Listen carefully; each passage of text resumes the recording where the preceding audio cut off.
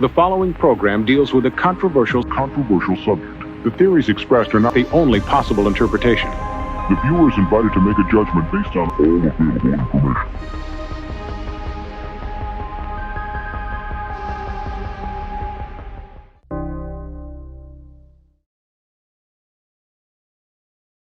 What's up, everyone? I know we haven't uploaded a video in a long time, but we will be back on YouTube on Thursday night, March 16th with some exciting new content. So make sure you are subscribed at youtube.com/thebogcast. You can also find us on our other new home, rumble.com/thebogcast, where we have actually been going live for the last few weeks. The interview portion will now be on my other show, Getting Blunt with Keith. So lots of more content will be coming your way. We will see you live on March 16th.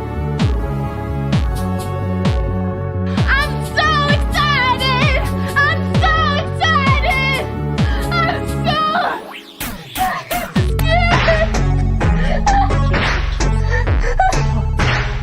Jesse, hey, don't be scared. We'll get through this.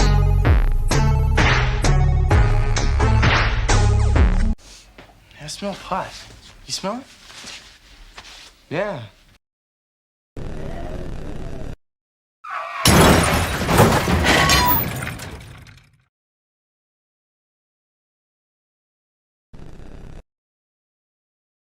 Long time listener, first time caller. Long time listener, first time caller. Long time listener, first time caller. First time Caller.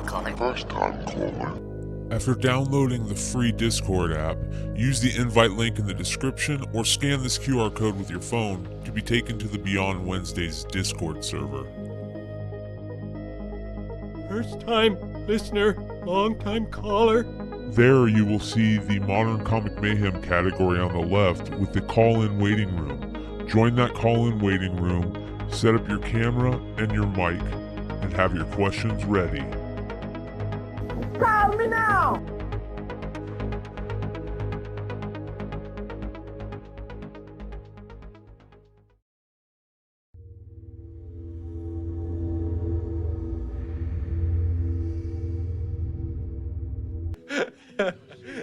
Just one hit, then I gotta go.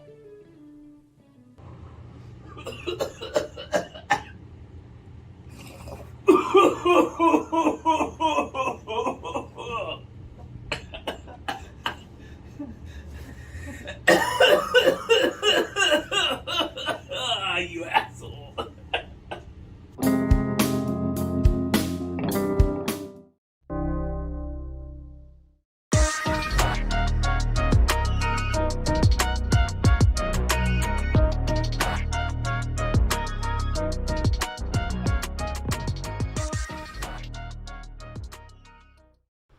Ladies and gentlemen, another Wednesday night means another Wednesday night show on Beyond Wednesdays. We got to figure out a damn name for the show, so start thinking, everybody. Keep those ideas a-coming. I'm joined at the beginning of the show by the one and only Eazy-E and our good friend Dollar, a.k.a. Popcorn Culture.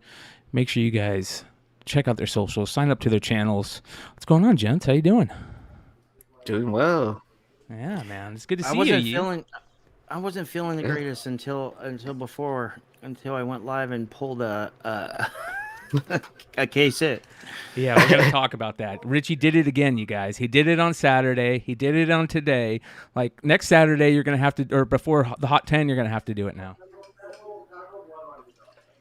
Man, those hands are hot for you, huh? Yeah, but you got to show everybody that 4, baby. I'm getting the cards on Saturday, so yeah. So I have my PSA submission back that I submitted at the TriStar show in Houston. So I'll be getting them back Friday. So I'll have them for pickups on Saturday. Hell yeah. MCM. Yeah. A big shout out to AOA, who gifted 4 memberships, you guys. You guys, if you see those memberships in the little thing at the top of the chat, just click on them, and it'll have if it doesn't have this little thing that says allow gifted memberships, you've already okayed it. But if it does say a little thing that says allow gifted memberships, click that, and then you'll be able to get the random gifted memberships that AOA drops every show. He's just dropping memberships every show. So we really got to say big thank you to AOA, one of our big moderators over here, constantly just really, really helping out not only this channel, but the whole community. That's one of the cool things about what we're doing. You know, there's so many different YouTube channels, and when this all started for me, you know, it started with Flipside, and you know, that felt like we were all at one channel, right? It felt like we were doing this big, huge group channel, and it was fun and this and that. And that always doesn't work out, right? And so, you know, I always said after Flipside that we should all come up with our own channels and then just help each other out as much as possible. And that seems to be working like just so amazing because, you know, we see people like Nearing Nerdvana, and we see people like, you know, Mighty Mel V, and we see people like Awesome Sauce Radio, Popcorn Culture, you know, all these people out there, the Renovision, all these people that are just doing their own thing, and we all share a big community. And to me, that's the best part. It really is. So, and we're collaborating with a lot of people. I was lucky enough to go hang out with Theo and Phil on Comics and Chaos this week, and that was a lot of fun. So, you know, that was really cool. The guys over on Pressable Defects, like I've hung out with the Forge crew over there and shot the shit with them. You know, there's all kinds of people. I think who's over on Nearing Nirvana right now? Team Nerd Herd's over on Team Nerd Herd, yeah. And I got to be on their Mondo Wednesday mail call show. So like they asked me like, hey, do you want to jump on our show? I was like, yeah, like, and y'all can jump on. Long story short, like, yeah, dude, that's the way. Yeah. So yeah, it's just awesome to see like everyone's like channels growing, and then like, you know, all these different groups like interacting and like, yeah. Well, here's something really cool. Along that note, make sure you guys watch Drunken Chat this Friday. Television's going to be on Drunken Chat, so that's going to be a lot of fun. Shout out to Television. Dude, his whole thing is just continuing to grow, and it's really awesome. Make sure you guys check out Blank Canvas, and you know, I'm just really, really happy for that guy doing what he's doing. It's really cool to see all these cool creators doing stuff. You know, I got to hit up Big Clutch sometime here shortly. He went out of town for a while, and I really want to get Big Clutch back on the channel. I want to hit up Dinesh, get Dinesh back on the channel. I want to hit up, you know, I'm working with some of these people, these bigger names in the industry to try to get an industry roundtable show going. You know what I mean? Like, I just want to really try to collaborate with as many people as possible and trust the people that are around you. You know what I mean? Like you know, the people that you've worked with for a while that you really trust, and create with those people. If you're creating, collaborate with those people. It really, really helps, and it's a lot of fun. And I don't know, man, that's kind of why like I do what I do. And for all these, everybody that's part of the Beyond Wednesdays, you know, crew, which is a ton of people out there, I drop the link in the chat every week. You guys are, anybody that's in that Google chat is always available just to pop in and out on the show. Basically, to explain it, what it is for those people is it's just people that have been on shows before and that are content creators, and it just makes it easier. But that doesn't mean that you guys that are watching right now, that are in the chat right now, can't come and hang out on the show. All you got to do is download Discord. Discord is ready to go. There we have, if you guys check it out, there's a link in the description for the Beyond Wednesdays Discord, and let me show you guys. So this is the Beyond Wednesdays Discord. There's the Collectibles show, right? And you can just type in this show right here. I just sent that out. Send now. You can type in this show, talk about the show and stuff, and then I'm just going to create a voice channel. Let's call this show call in waiting. Boom. There's a call in waiting. Jump in that if you guys want to call in, and I'll bring you into the private stage call-in show. You know what I mean? And you guys just let me know in the chat, the live chat. If you want to call in, if you want to hang out, get your mic and your camera set up. If you're on a PC or if you're on a phone, just hook up your Bluetooth earbuds and use your phone. You can download it as an app. It's just like calling into a radio. That's why I play that first time caller, long time listener bullshit. It just to remind you guys that this is just like radio, and all you have to do is utilize the Discord. The link is in the description, and it's very, very easy to use. Check it out. Come hang out with us. You're all invited. So just have Are we still something to waiting talk for about. our first caller? I think we are. I think we've had people jump on and testing, but nobody's really utilized it yet. So yeah. I mean, especially like sometimes like in the middle of a conversation and stuff like that, the chat's going by so fast, and like, I mean, like we try to keep up with comments as best as possible. Yeah. And then there is that slight delay somewhat.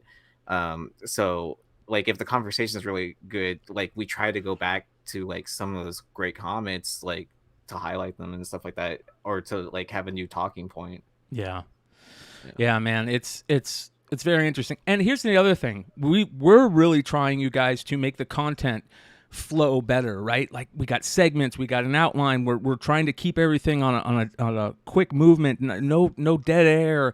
No people like just not knowing what's going on, and because I want to try and keep that content moving for you guys. And you guys let us know what you think. I've gotten a lot of positive comments and constructive criticism. I'm still working on a couple of things for the Hot 10. I need to make the chat bigger on the little chat box, and all kinds of stuff I got to do. I want to get the tomatoes ready so you guys can throw tomatoes at us when you guys don't think that we're talking about something you like. You could fling tomatoes at us.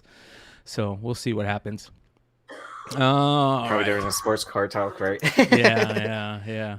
Everybody get mad about the sports card talk, but anyways, we got a lot of fun stuff to talk about tonight. We do have a lot of sports card talk tonight. We do have a lot of baseball talk tonight because we're going to talk about the top prospects. It's prospecting time, you guys. Spring training's basically done, and it's time just to get going, man. It's time to check out whatever you got sitting in a monster box and see if you got any of those cool prospects. Yeah. I mean, it seems like it's a lot of 2020 prospects right now, like a lot of the first and stuff like that. Yeah. Like, I mean, I know a lot of them like dipped down quite a bit, and then like a lot of them are shooting back up now. Yeah. Well, I got some funny things to talk about. Speaking of prospecting, there was a short period of time during the pandemic, you guys, where prospecting NFT cards, aka NBA Top Shot, was making people a ton of money, like a ridiculous amount of money. And the people that were doing it were, I have a buddy that made 15 grand off of it in like a year and a half. It was crazy. Well, you had to have so much money before you could cash out too. On top of that, right? Like, because I mean, we know a couple people that bought like a few packs here and there, and then like they took their cards to that marketplace, but when it came to like cash out all that stuff, they didn't have enough funds to cash out. Yeah. I mean, I'm not gonna say who it was, but like it was one of our good friends. Yeah, Jeffrey Saito. Right as I talk about that, Jeffrey Saito says, "As long as the NFT talk is done, I'm good. Don't worry, we're not going to get into the NFT talk very heavy, and it'll pop up every once in a while. I think Vinny will jump on every once in a while, and if he's got something cool to talk about, we'll bring it up. If you guys are into the NFT talk and stuff, Marcus is still doing NFT talk with Trey on the Rumble and the iTunes and stuff, so make sure you check him out over there. But this is a little bit in the NFT talk, but more about, I think, the sports prospecting talk, because that we're heavy tonight, but talking about the NBA Top Shot stuff because it has lost a ton of value. February, this comes from the Collectible Guru, an amazing guy to follow on Twitter and IG. He's one of the best sports collectible follows in social media. He has this post where he says, NBA Top Shot in February of 2021 sales, $224 million, over $224 million, okay? February 2023 sales, $2,9 million. Growth from 2021 to 2023, a negative $221 million. That's negative 98.72%. Holy shit, dude. That is crazy. Yeah, I mean that's a huge drop off. Like, is it? I mean, did they come out with more as well on top of like their initial release, or I don't know. I haven't really been following it, man. I haven't. But this is crazy to me. Like, is this sealed? Is this sealed wax orders? No, this is the NBA Top Shot. Remember the NFT cards? Okay. Yeah. Yeah. Gotcha. Yeah. Where you get like that clip or whatever, or you. Yeah. Crazy, man. So basically that's what it was, is what Yi is talking about. So you got like a little 5-second clip of a play, right? And they would have rarity and stuff like that, and you owned that little 5-second. And if you got a good player with a good rarity number or a low number, people wanted those, right? So not anymore. Obviously. Negative 98% valuation on that stuff. Holy cow. Or money spent, I guess. So what's so what? That's like 1%, like down 99%. Right? They're down 99%. Yeah. So what? 98.72. That he's got it. Okay. So what's the culprit? What's the reason? Is it because people are just realizing this was a waste of money, or they think so? Or did some news come out that these things can be duplicated, hacked, blah, blah, blah, blah? Have you heard anything? I think it's multiple. It's probably like, yeah. But it's, I was what gonna you're say talking it's about. probably like a new product that like people weren't used to.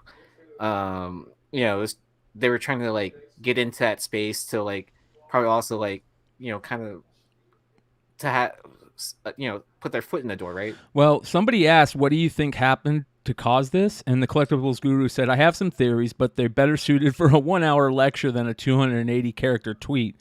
The long story short is that basically lots of mistakes and a perfect storm. Another guy says, who from NBA Top Shot, I guess maybe this is an NBA Top Shot guy. He chimes in and says, they minted way too many moments. Exhibit A, there are over 100,000 Bruce Brown moments, and there are 5,000 active users. Their leaders know 0.0 about basketball, and their user base has turned on them. This is what happens when you flood a market. So there you go. Just too much. And at the same time, people are valuing their money more than they are their collectibles a little bit. And they're probably looking at this, like you guys, a lot of people said, like a little bit of a pyramid scheme. So, yeah, Wonder World Comics says, so you're saying my Beanie Baby investment has a better investment? You win again. Yes, you do win again. You win again. So, but holy shit, you guys, that is absolutely crazy. It says here, multiple instances of inside info or leaks ruining any trust people had with the company. People associated with or working for Top Shot having info before the public and using that info to buy up moments before their prices went crazy, then selling for multiple X markup. There you go, pump and dump. How about a little pump and dump action going on there? That sounds like insider trading shit. Yeah. Jesus, man. That's terrible. Absolutely terrible. So, very interesting. Here's some pretty cool stuff. So this kind of got me down a rabbit hole earlier this week. I like Sports Collectors Daily. If you guys don't follow Sports Collectors Daily, check it out. It's a cool little blog. But this took me back, right? So, people love patch autos. They've always loved patch autos, especially rookie patch autos. Like that's the big thing. If you are going to get, go out there and prospect like a major player, the best card to get is like an RPA, right? A National Treasures RPA, a Flawless RPA, a low numbered RPA. Depending on the sport, though, right? Yeah. So, but patch cards haven't been around forever. They started with Upper Deck, and not only Upper Deck, they started with Upper Deck hockey, basically, right? And I remember this. I remember the first patch cards that I ever saw were football. And I bought my dad a Joe Montana patch card from the very first patch set for football back in the day. I still have it. He gave it back to me when he was moving. He's like, "Oh, I have all these cards. Do you want them?" I'm like, "Yes." So I'll have to pull that out one day, maybe get it graded. But here you go. So the first baseball jersey patch cards are right here, and they're a crazy set. They're a beautiful, beautiful set, but we'll get into that for a second. Here is the very first patch cards, 96 and 97 Upper Deck Hockey. They put one jersey card in every 2,500 packs. So for Series 1, you had only a few players. You had Yzerman, Brett Hull, Doug Gilmour, Jaromir Jagr, and Ray Bourque. That's it for Series 1. And they were very rare, one in every 2,500 packs. That's pretty crazy. Series 2 had the big hits, though, in my opinion. The Lemieux, the Messier, the Lindros, who at that time in 96, 97, man, Lindros was probably the best player in hockey. I mean, most exciting player in hockey to watch, just was such a badass.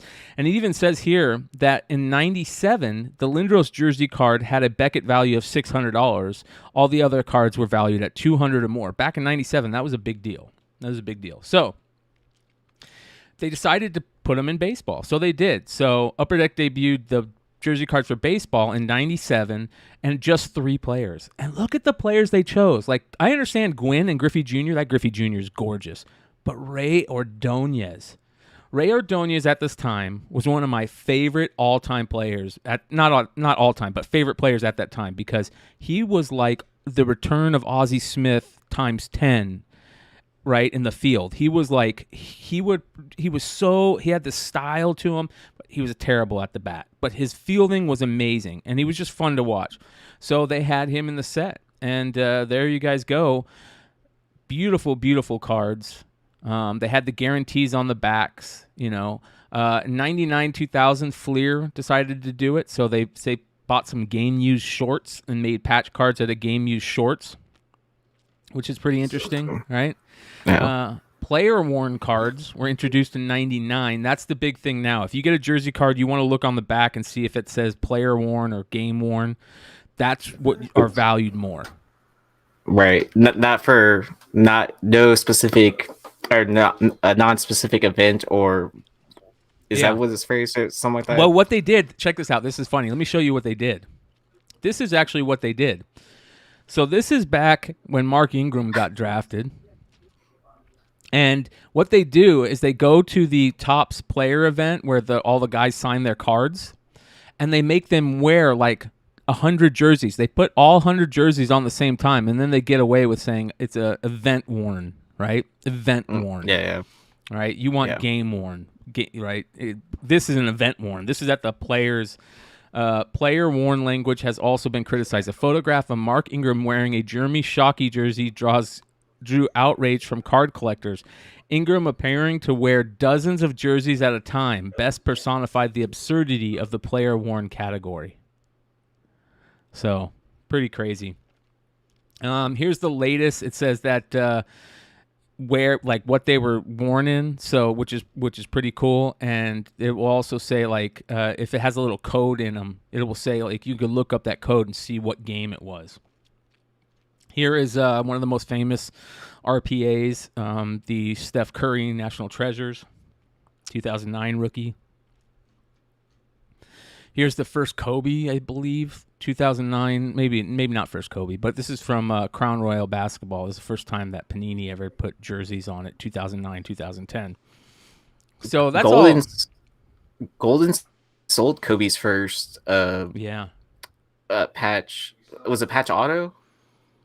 I don't know, because I think it was from Upper Deck, like from the Exquisite set or something like that.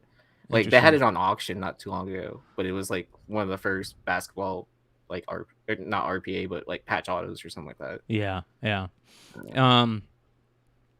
Well, the reason why I bring this up is because like I like to give people the history on collecting, right? That's always one of my favorite parts. And for sports cards, it's all about patch autos and autos, right? Like base cards are great and low number refractors are great, but people are always looking for the autos and always looking for the patch autos and the patches. Like those are the hits. When you talk about hits, you're getting 3 types of hits, right? You're getting an autoed card, a low numbered refractor or parallel, or a memorabilia card. Those are the 3 hits, right?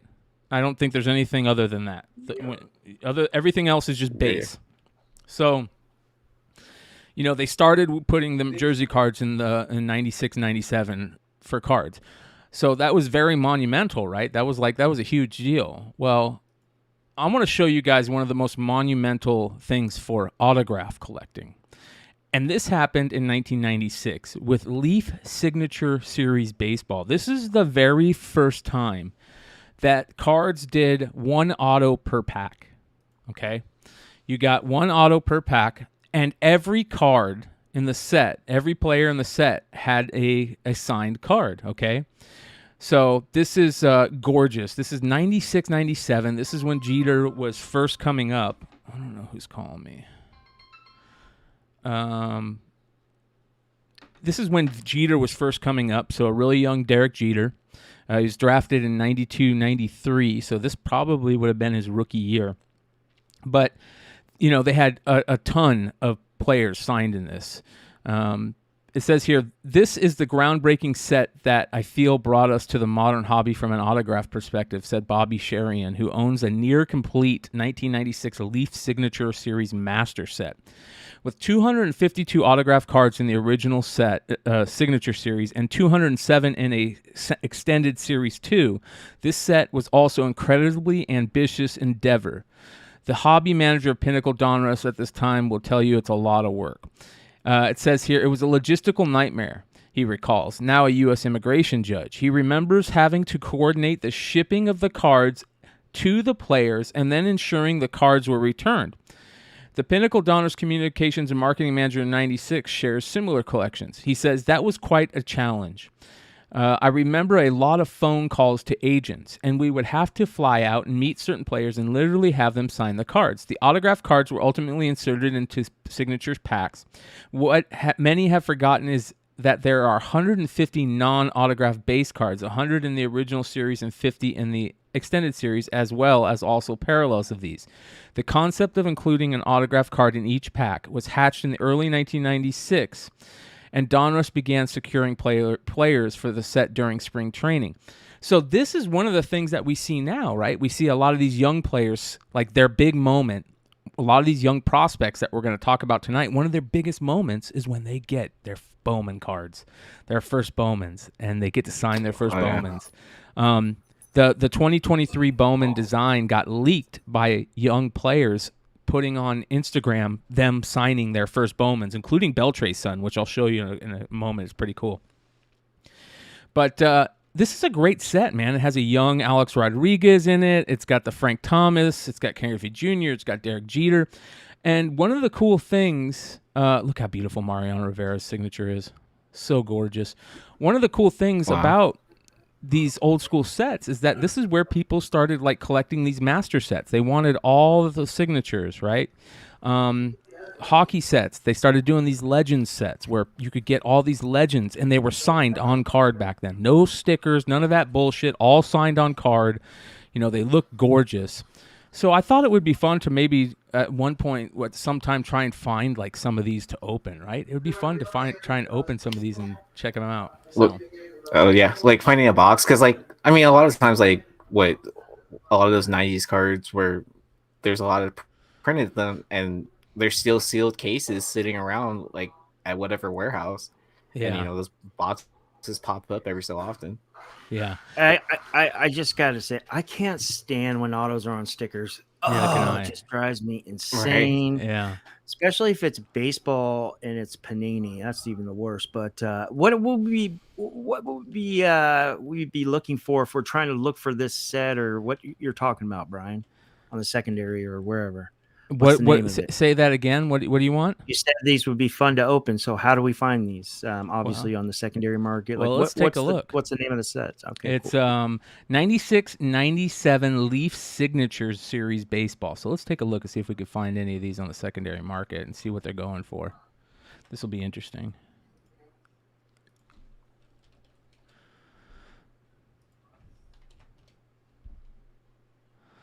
All right. Ooh, look at the Mariano. Oh, wow. $6,000, $5,000. Here's a box right here. $4,000 or best offered. Let's take a look at it. One autograph card in every pack, 12 packs. So you get 12 autograph cards. They want $4,000 for this. He's got 4 available. Let's see if we can find any for cheap. Let's go ending soonest maybe. You can get some cards. Look how beautiful the cards are, man. They're gorgeous. They're a great place to get autographs, and they're on cards, so you can get some of your favorite players for cheap, you guys. So if you guys have some old school players during this time period, I would suggest looking for some of these, and maybe grabbing some of these. They're great to collect. I mean, you can get certain players for $1.99. Doug Henry, like $1.99. Jesus. Terry Steinbach. Remember Terry Steinbach? $12. Man, $4,000 seems like a big risk. Right? Is that Steinbach's rookie? No. Steinbach was 86, 87, I think. Okay, so here we go. $1,200 for a box. Are these wet signatures or hard signatures? They're hard signatures. Right. What do you mean hard signatures? Right. Like so we're sending the box to Richie though, right? Right. For him to open. Yeah. Like they really signed it and didn't just like copy it. You know what I mean? Yeah, no, they're player signatures, yeah. They're real signatures. Yeah, look, there's Frank Thomas right now. It's got 11 bids, 5 days, and it's got $36 on Probstein. Manny Ramirez, Raul Mondesi. Look, there's a Rivera for $43. It's got 5 days left. Giambi. John Franco. I mean, look how beautiful these players' autographs were back then, right? I mean, players' autographs now are garbage. Well, it's because they don't teach cursive anymore in school, right? Yeah, and in high school, in middle school, shit, all the way from elementary, they're all on computers. They're all typing. There's a Jeter right there. Look at that Jeter, $3,000 in a PSA 10. That's beautiful. Jeter has a gorgeous autograph too. Darren Dreifert. Like, this is good shit, man. So it'd be interesting to pick up a box of that for $1,000 and see if we can get lucky and pull something out of there. Maybe that's something we'll do. We'll look forward to in the future. Keep our eye open for a box and do it for members, like a members only break. Like, look at this. This is a Kirby Puckett. Look at the Kirby Puckett autograph. Oh wow! Take some time. All right, beautiful, dude. When I was younger and I was playing hockey, like I was more into baseball, and I always wanted to be like a pro baseball player when I was like elementary or middle school, like everybody else. So I used to practice my autograph, and then when I got into juniors and ice hockey, that was all over. I made the junior B team, which is the highest team in California at the time. Now they have like major junior A and stuff like that. But I was like, dude, I'm going to the IHL at least, because they had Long Beach Ice Dogs were right here, this and that. So I started practicing my auto. I started to put my number on there and the whole bit. Of course, it went nowhere. But case in point is that, we weren't using computers in high school and a lot of college back then, and a lot of the kids now that are making it, it might be one of the first times they actually put, you know what I mean? Yeah. Their signature. And a lot of them are young. They haven't signed any documents besides their contract. You know what I mean? Like it's interesting. Yeah. Well, has anyone ever asked you for an autograph before? Yes, somebody has asked me for an autograph, but it was I can't remember what it was, but it was really awkward, and I was like, no, I'm not going to give you my autograph. I'll take a picture with you. Like, you know what I mean? Like, I'm not a celebrity. I'm on YouTube. This, you know what I mean? It was really, really awkward and strange to me. Yes. So I've had it happen twice now. One for like not being in a band, but for recording a band, like, and then like their tape or whatever.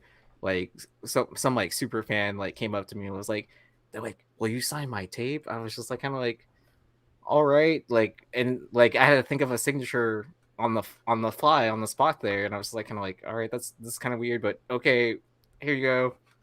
And then I was like, awesome, first autograph.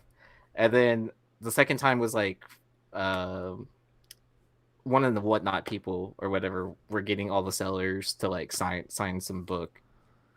So at MegaCon. Chad brought up a really good question talking about in chat that I thought was interesting and that I would love to look into more. And that he talks about, he says here, great question, or I have a question. How do the Yankees organization know to issue a single-digit jersey number to all the Yankee legends? That's a great point. And I think that kind of became a thing, and then they kind of held off whatever single digits they had left for certain players, because I know Jeter got number 2. Torrey, when he was a manager, wore number 6, but, Mantle had 7. I think Gehrig had 3. Billy Martin had number 1, which is kind of crazy. What is Ruth? Ruth was 4, right? I thought it was 13. Okay. So let me see here. Let's look this up. This is very interesting. It says that none of these Yankees are racing to become the first to wear. Oh, the only one that's left is 0. Babe Ruth. It says here that 0 is the only one left. I think that because Judge is 99, huh? Yeah, 0 would be perfect for him because what's 99 is right before 100. So Billy Martin was number 1, Jeter was 2, Babe Ruth was 3, Gehrig was 4. So I had them mixed up. Joe DiMaggio wore number 5. Number 6 was Torrey. 7, of course, was Mantle. 8 was Yogi Berra. Hold on here. Bill Dickey also wore 8, but they retired it after that. Number 9 was Roger Maris. 10, Phil Rizzuto. 15 was Thurman Munson. So it's very interesting, man. I don't know how they decided to do that, but that kind of became a thing. Maybe it was just because the Yankees were just so good that those early numbers, when baseball was kind of first growing, they were all early numbers. But that would be a very cool thing to look into to see if there's any more information about that. That's pretty cool. All right. I can't wait for Futurama to come true, where they start using fractions. I know. Well, hey, that could happen on Topps cards when they start doing they got the -5. Negative net. Yeah. Fucking stupid. So dumb. So, what do you chase after now, though? The 1 of 1 or the 0 of 0? Yeah. Yeah. So I mean, that's just adding another. We talked about this before. Just adding another parallel of a stupid 1 of 1. Yeah. Gimmicky. Really dumb. They should only do it for a certain set. Instead of all across all sets or whatever. I mean, I don't know what their plan is with that, but it would be a decent idea if they were still doing hockey, because hockey is frozen, but even that it's just still kind of cheesy. Yeah. Up the Down 7 says that was their spots in the batting order. That doesn't make sense. That doesn't make sense because maybe a lot for of the them, early ones, but maybe for the early ones for Gehrig and Ruth and stuff like that. Yeah, man. Yeah, that's because cool. what'd you say Mariano Rivera was? Rivera he wasn't a single digit, I don't think, was he? Oh, okay. I think Jeter was 2. Oh, but Jeter was leadoff. Well, Jeter right? does bat second. He does? bat second. Oh, okay. Yeah, he did bat second. He was leadoff for a while, but then he in his career around second. But I was just reading.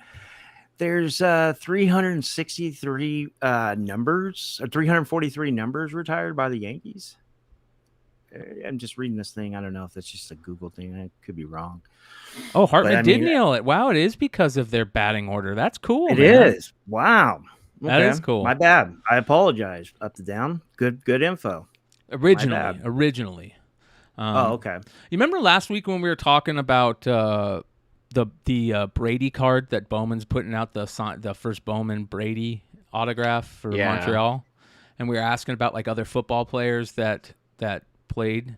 I got a couple of cards that I saw this last week that reminded me of that. This is Justin Fields, you guys. Justin Fields was a baseball player. 2017 Leaf perfect game Justin Fields autographed. So it's pretty cool. Look at that. A 10-10 also. Yeah. There's the back. Pretty damn cool. It's when he was a young kid in high school. 2017. Jesus, man. So I thought that was pretty sweet. Another player that we talked about, but I haven't seen this card ever, was Russell Wilson. And Russell Wilson, I've seen his Bowmans, but I've never seen this one. Check this out. 2010 Topps Pro debut, Russell Wilson. I mean, at this point, if I was Russell Wilson at this point with all the money he has, he's already has a Super Bowl, I would go to baseball and see how he does. I mean, he's pretty much the most hated guy in NFL right now. Yeah. Do you think he could still play baseball? I wouldn't be surprised. I mean, the guy's super athletic. It's just It'd probably just take training, right? You know how it is. I mean, it's timing. Yeah. You know, and he hadn't practiced in a long time. And I mean, he'd probably have to start at like single A or rookie ball. I don't know if he'd want to go through all that. Yeah. It's just. What's his age too? Who? He's Russell almost Wilson? 30. He's around 30. It's got to be. He's been in the league over yeah. 10 years. So, I had my first sale over on Comic Book Shopping Network, right? Oh, I was going to ask you about that. How'd it go? It went good. It went good. I sold the only cards I only sold a couple comics, and I sold $200 worth of comics. I think I sold maybe 7 books. I was only on for an hour, but I did sell some cards, and my first card sale, let me show you this. This is kind of interesting. So the first card sale was a lot, okay? It was a lot of 2 players. It was Canseco cards and Bo Jackson, and I sold this for 30 shipped. So the guy got a Canseco Topps Traded rookie, a Canseco Donruss Opening Day rookie, 87, a Fleer Update rookie, 86, a regular 86 Fleer Canseco rookie, and then the 87 Donruss, and then the 87 Topps Gold Cup. And then he got Bo Jackson lot. He got a 86 Bo Jackson Donruss, the rookies, an 87 Topps Bo. You're going to make Dennis mad. The 86 Highlights Bo Jackson rookie set, an 87 Donruss Opening Day Bo, an 87 rated rookie Bo, and then the famous Bo Jackson black and white. So he got all of those for $30 shipped. So it's pretty cool. Nice little first little foray into Comic Book Shopping Network, and it was pretty cool. So I'll be doing those on Mondays, you guys, at what time? 5 p.m. Eastern? 5 p.m. Eastern? Are you dual streaming? Yes. Dual streaming and on YouTube. How was your turnout on YouTube? If you don't mind me there was a couple of people that were on YouTube. So you guys can go see the whole show. I still have it up. It's in the live sales playlist, I think. So it was a lot of fun. It was pretty cool. So we're gonna try all the different types of platforms to sell stuff. I haven't been on Whatnot in forever, man. I mean, it has been months. Yeah, I want to say it's been. I had one scheduled, but then no one bookmarked it, so I was kind of I'm not even gonna load books into it. What's the point? Yeah. And then I was and then before that it was probably January. I want to say. Yeah, I haven't sold on there at least a year, and I go on there I even offloaded the app and deleted it off of my phone. I'll go on the desktop and lurk, to see who's selling, if any of our friends are, or it just seems like Comic Tom and his crew are kind of took it over. Well, that reminds me. Let's see if there's anybody on there now that we know. Well, I think I feel like a lot of dynamics changed when a lot of the exclusive retailers jumped onto the platform. Yeah, man, I haven't been on there in a long time. I try to find hockey card breaks because not a lot of people do it, but never really any good success. Does it not have the hosts you follow anymore? Well, it's not there. Yeah, it should.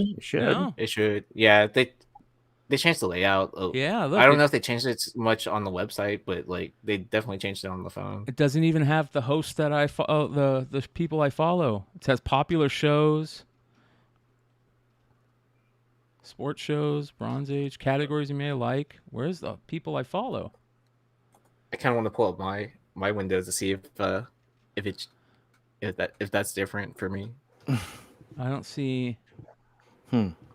Let's go. Look at there's a first auto right there. That guy's got on his preview. Let's see if there's anybody right now that we know. I don't see anybody. Oh, just within the comics. Yeah, any of our crew? Nobody. I don't see anybody. Not a single person. Let's try maybe Modern Age Comics. Let's try that. Yeah, that's a good one. I don't recognize anybody. Yeah, nobody. So, I haven't been on there in a long time, but I want to jump back on there, because Rob Liefeld.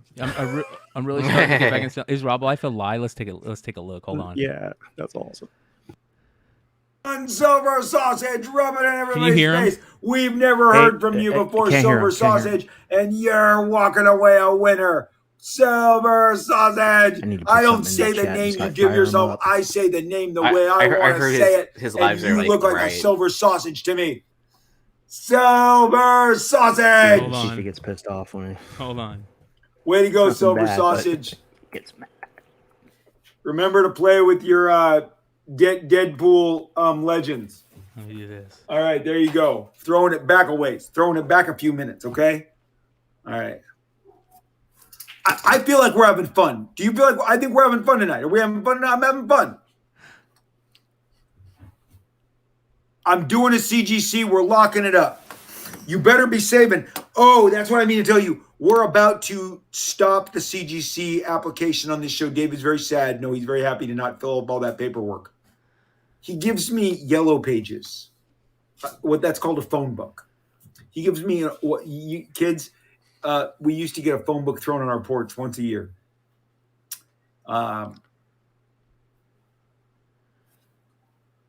The CGC on this show is gonna be,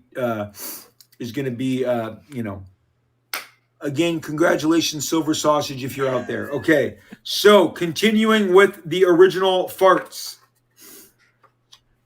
It feels like, Dave, put this up for $60. It's Deathstroke. I want to say Deathstroke 10.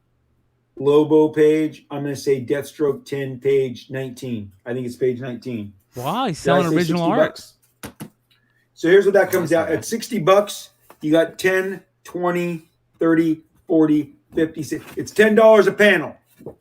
Who's doing better reels, deals, and steals? And that's a damn good Lobo face right there.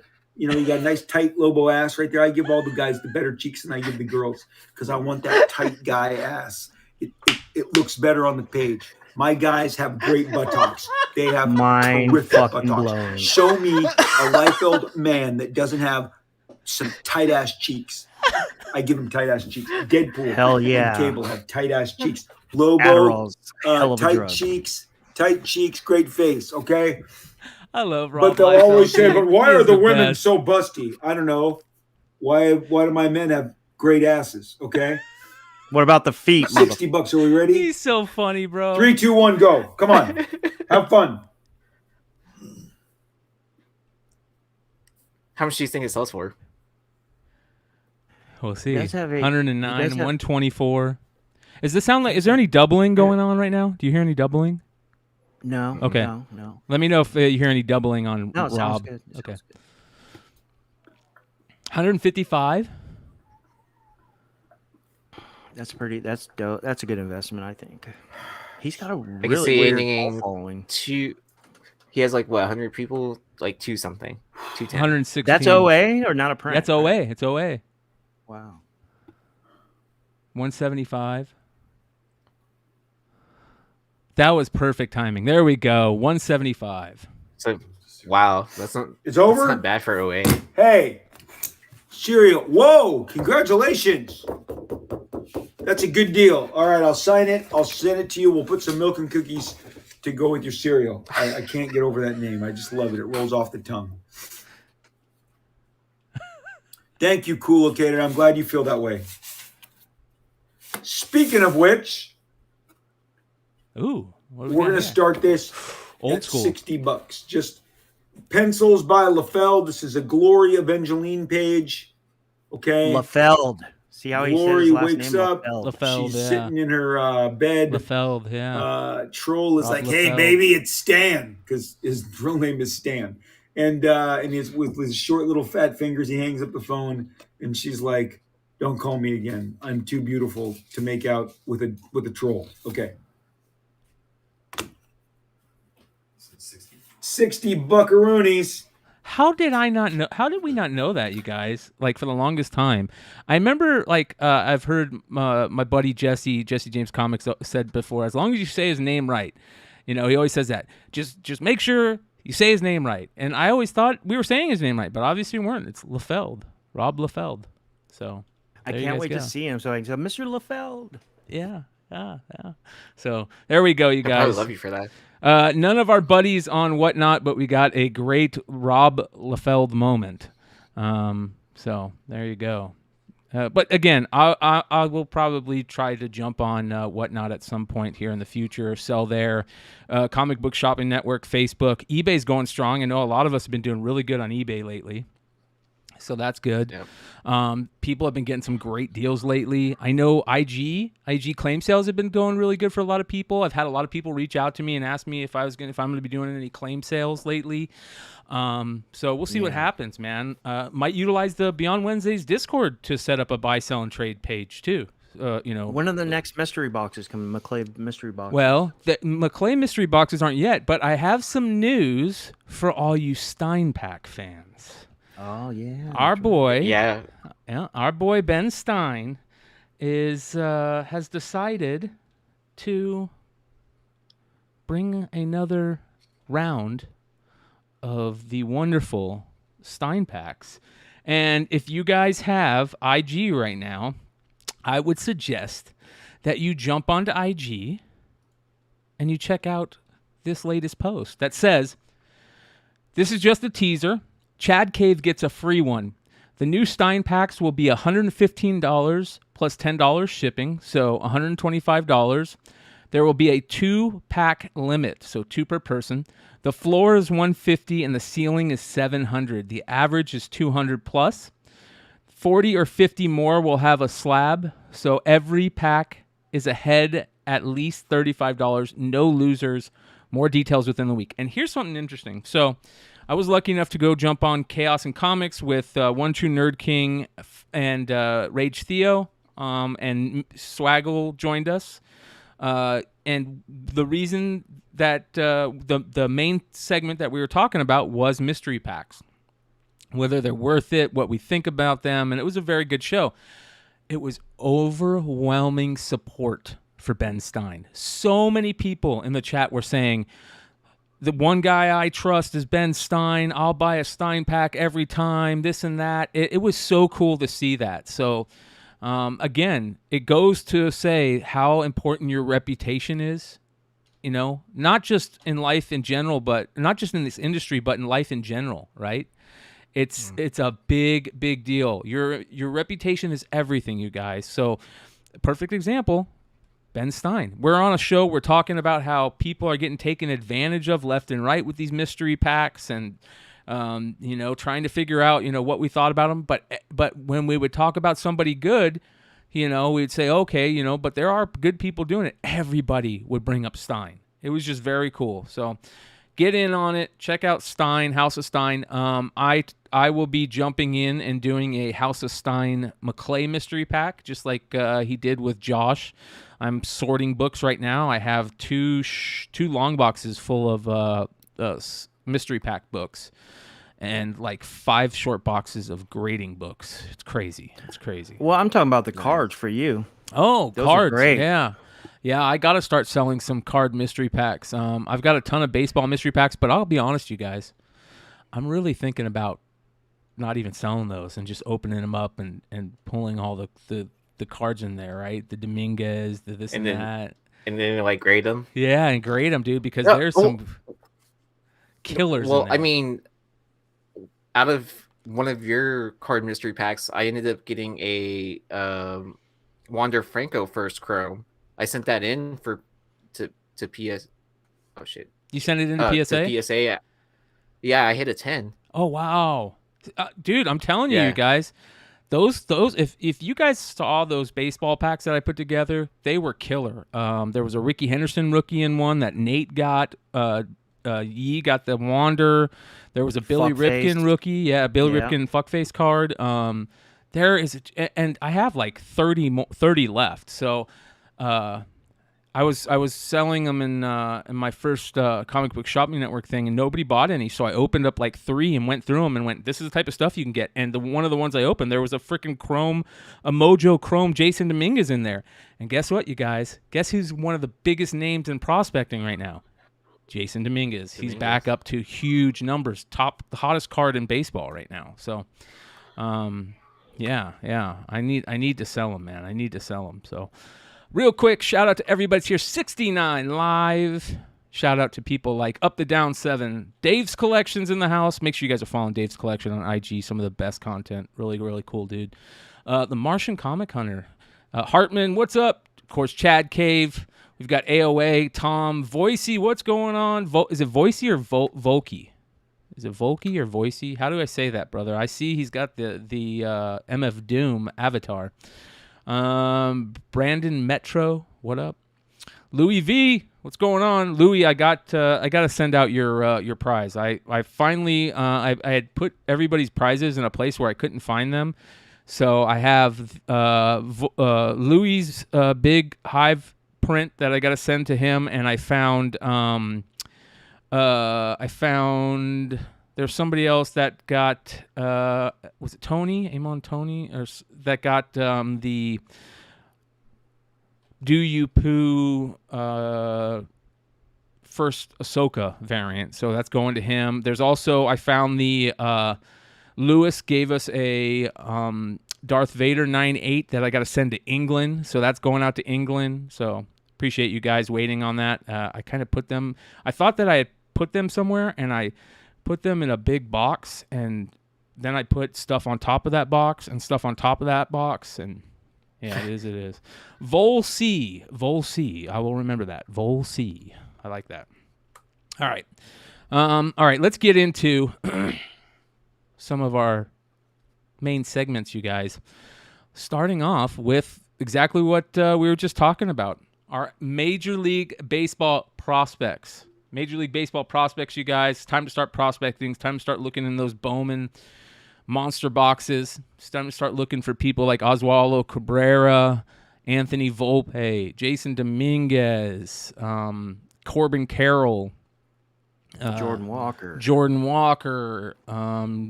Josh Jung. Who's the kid from the Twins? Which one? There's supposed to be one, that kid from the Travis Lee. Is it not Travis Lee? Anyways, Richie's got some slides to jump through. But what I want to do before that, Richie, let's just go through the top 200 list. Do you want to just go through that? Or yeah. What is it? Was it baseball? It's top 100. Top 100 Top MLB 100 prospects updated as of last night. Yeah. Oh, nice. Yeah, because they updated it right before spring training started, huh? Yeah, well, they've updated twice. The first one was top 30 per team, and then the new one was new top 100 and top per position. Is this it right here, Richie? Yeah. All right, so this is gonna be fun, you guys. Gooner. I think it's crazy 3 of those. that Corbin Carroll is as high as he is, man. And he just signed. He hasn't played a full season yet. He's played a couple games for the Diamondbacks, and they just signed him to an 8-year, $100 million+ contract. Wow. Yeah. Hasn't even really played more than, I think, 20 games. What up, Adam? Adam, thank you, brother, for the 99-cent super sticker. Appreciate you. But anyways, here we go. At number 1, who held by an Oriole last year also. Last year's number 1 prospect was, of course, Adley Rutschman. Number 1 this year, another Oriole, Gunnar Henderson, who looks amazing. I saw him fielding today. There, he was doing some practice in the field, and the stuff that he was doing was unreal. But this kid is supposed to be just great. Third baseman, shortstop at number 1. Corbin Carroll at number 2. He is 22. Gunnar Henderson's 21. Another big prospect that Mets fans have been waiting a while for is Francisco Alvarez, 21-year-old catcher. That's just going to be a stud. He'll play this year. And then the big guy that everybody's talking about right now is Jordan Walker at number 4, the third baseman, outfielder for St. Louis.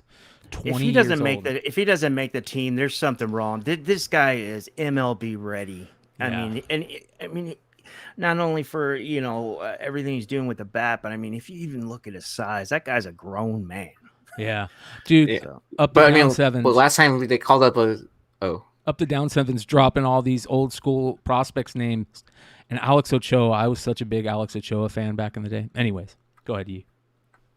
I was gonna say the last time they called up a AA and skipped AAA, wasn't that like what, Jonathan India? India, yeah. And then they do that a lot. And then, they do that a lot though. Right, but I feel like they still need that. Yeah, I feel like they still need that time in AAA, just to like last minute checks, like development. Yeah, I think it depends on the player though, right? Yeah. Yeah. And Anthony Volpe, a Yankees shortstop, he'll play this year along with Cabrera. Andrew Painter, a pitcher. That's our first pitcher on the list at number 6 for the Phillies, 19 years old. And then followed by another pitcher, Grayson Rodriguez, who's a stud for the Orioles at 23, 6'5" and 6'7", both those guys, that's what you want for pitchers. You want that crazy height, that murder mentality of Randy Johnson.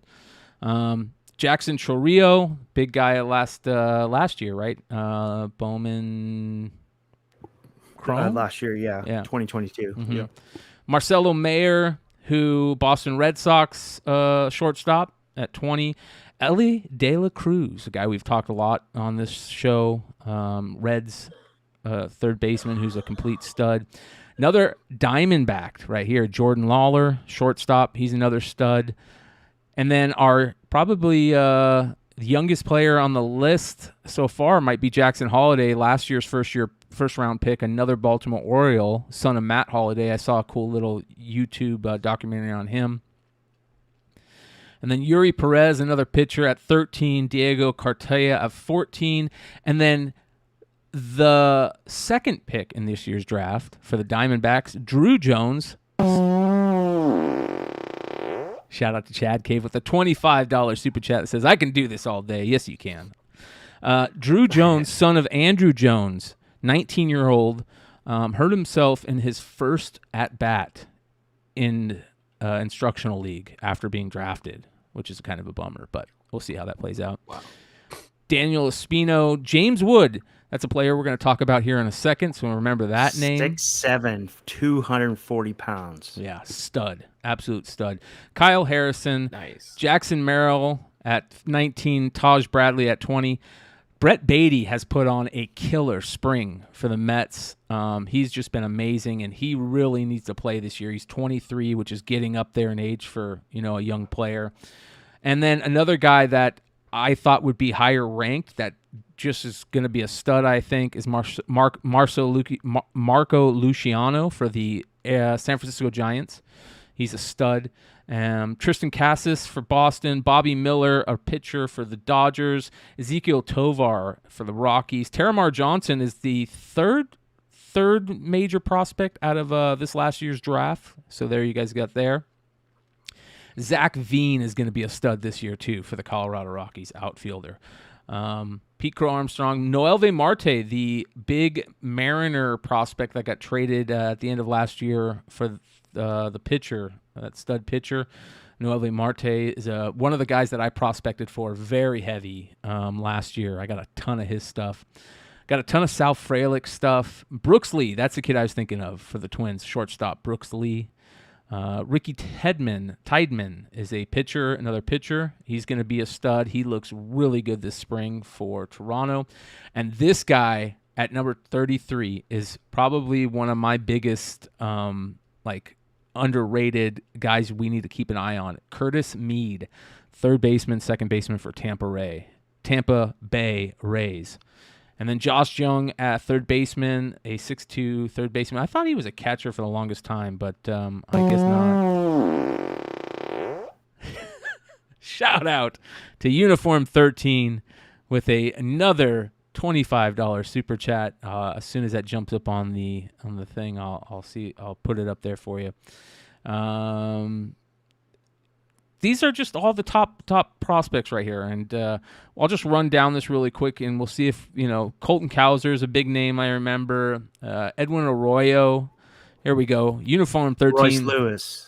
Speaking Was that the guy of you were what, thinking of? yeah. Uniform 13 with a $5 super chat says, speaking of whatnot, I shifted to bullion sales. Number one by far. Comics and collectibles peppered nowadays. Stack silver as fiat and banks implode. Yeah, that's smart, man. That's smart, selling bullion on whatnot. It's cool. And there's Jason Dominguez. I like Hunter. Go ahead, brother. I was gonna say I like Hunter Brown for the Astros. Like I went to his first MLB game last year. He pitched. He opened and like he pitched for 5 innings, and then he had a couple shaky innings, but like he was able to get himself out of it. So I feel like he's gonna do pretty decent. Like especially since we lost Verlander and everything.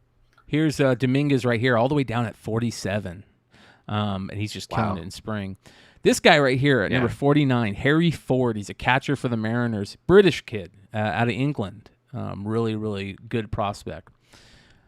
George Valera is a big prospect. There's Peraza. He'll be starting this year for the Yankees.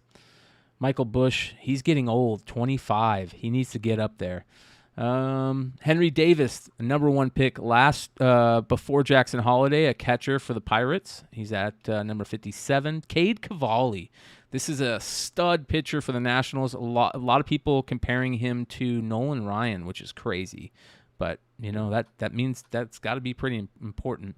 Bo Naylor, the brother of Josh Naylor, catcher for the Cleveland Guardians, 23. He's getting a little old. Max Mayer, Marcelo Mayer's brother there. Former number one pick. Yep. Carson Williams, Jordan Westberg. Ryan Pepio. Dude, that guy's legit. Keep an eye on him. There's Acuna's brother. Yep. Heston Kjerstad, he's another stud for Baltimore. Jack Leiter. This guy was the number one pick for the longest time, Jack Leiter. That's Al Leiter's son, a pitcher for the Rangers. He, I think it went like top 5. Was he top 5 in the Henry Davis year, I think? Or maybe it was this year.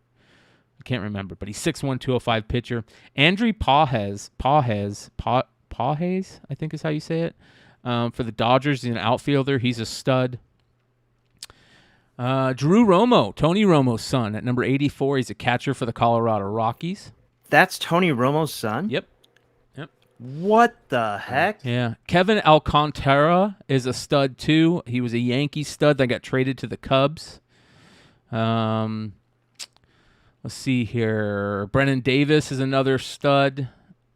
These are all studs, but just some of the names that I remember. DL Hall. DL Hall is another guy, a pitcher for the Orioles that really needs to get up there and show what he's worth. And then Dylan Lesko at number 100. So pretty interesting. A lot of these guys we're going to be talking about all year.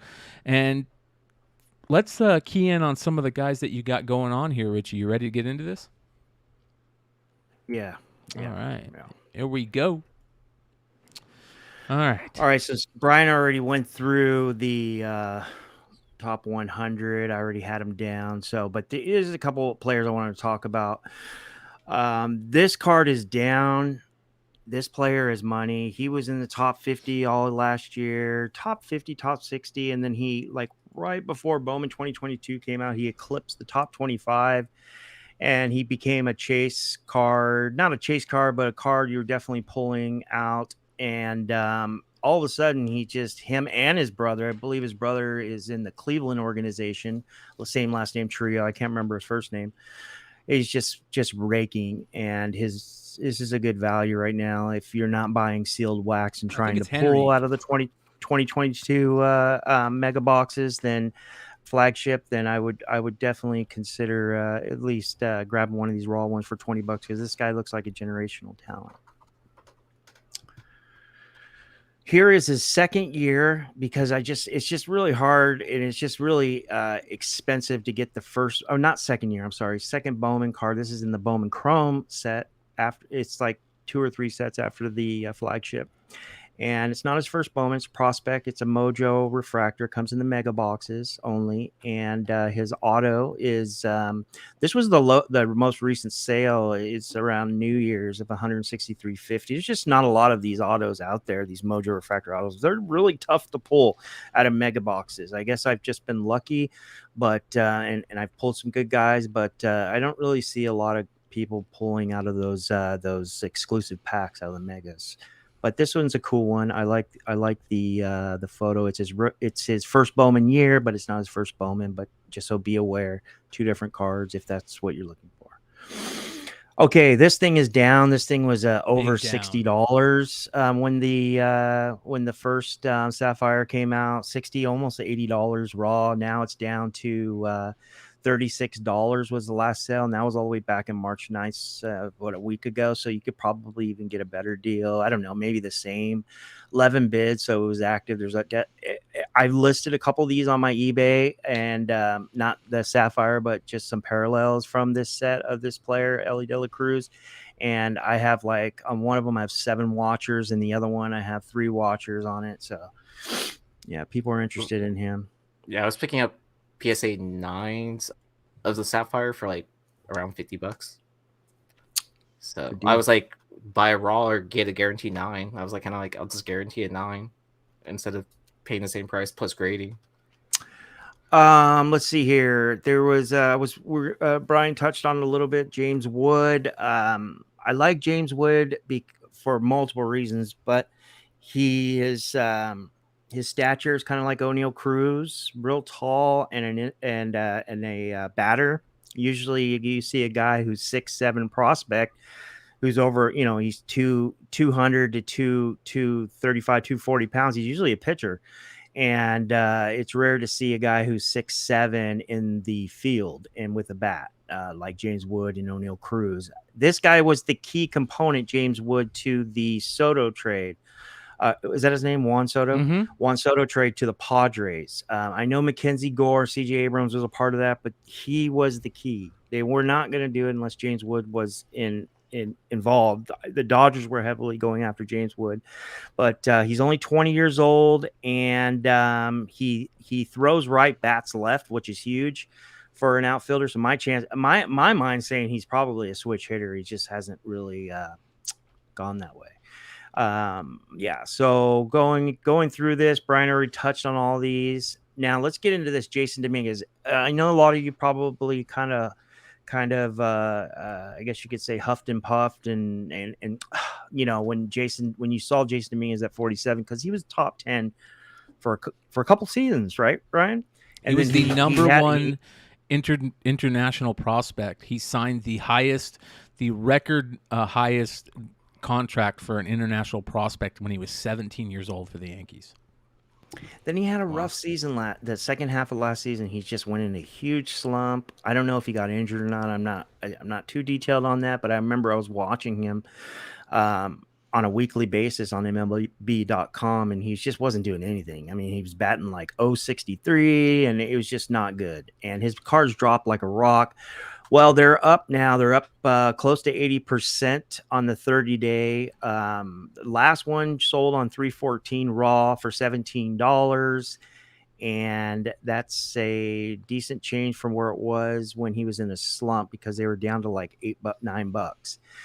Here is your PSA 10. This is huge, because after his slump, they were around 80 to 120, but then after a slump, they dropped down. I think I saw a sale around $34. Now we're looking at $80 is the last sale for the PSA 10. It's a nice positive regression to the mean of plus 42.78% on that. Volpe. That's one Bryan's been talking about for years, at least the last 3 years. He's been talking about it a lot this year, even before spring training. He's having a really good spring training. I feel like all the Yankees and Red Sox prospects are doing really well right now. But Volpe, his raw card is up.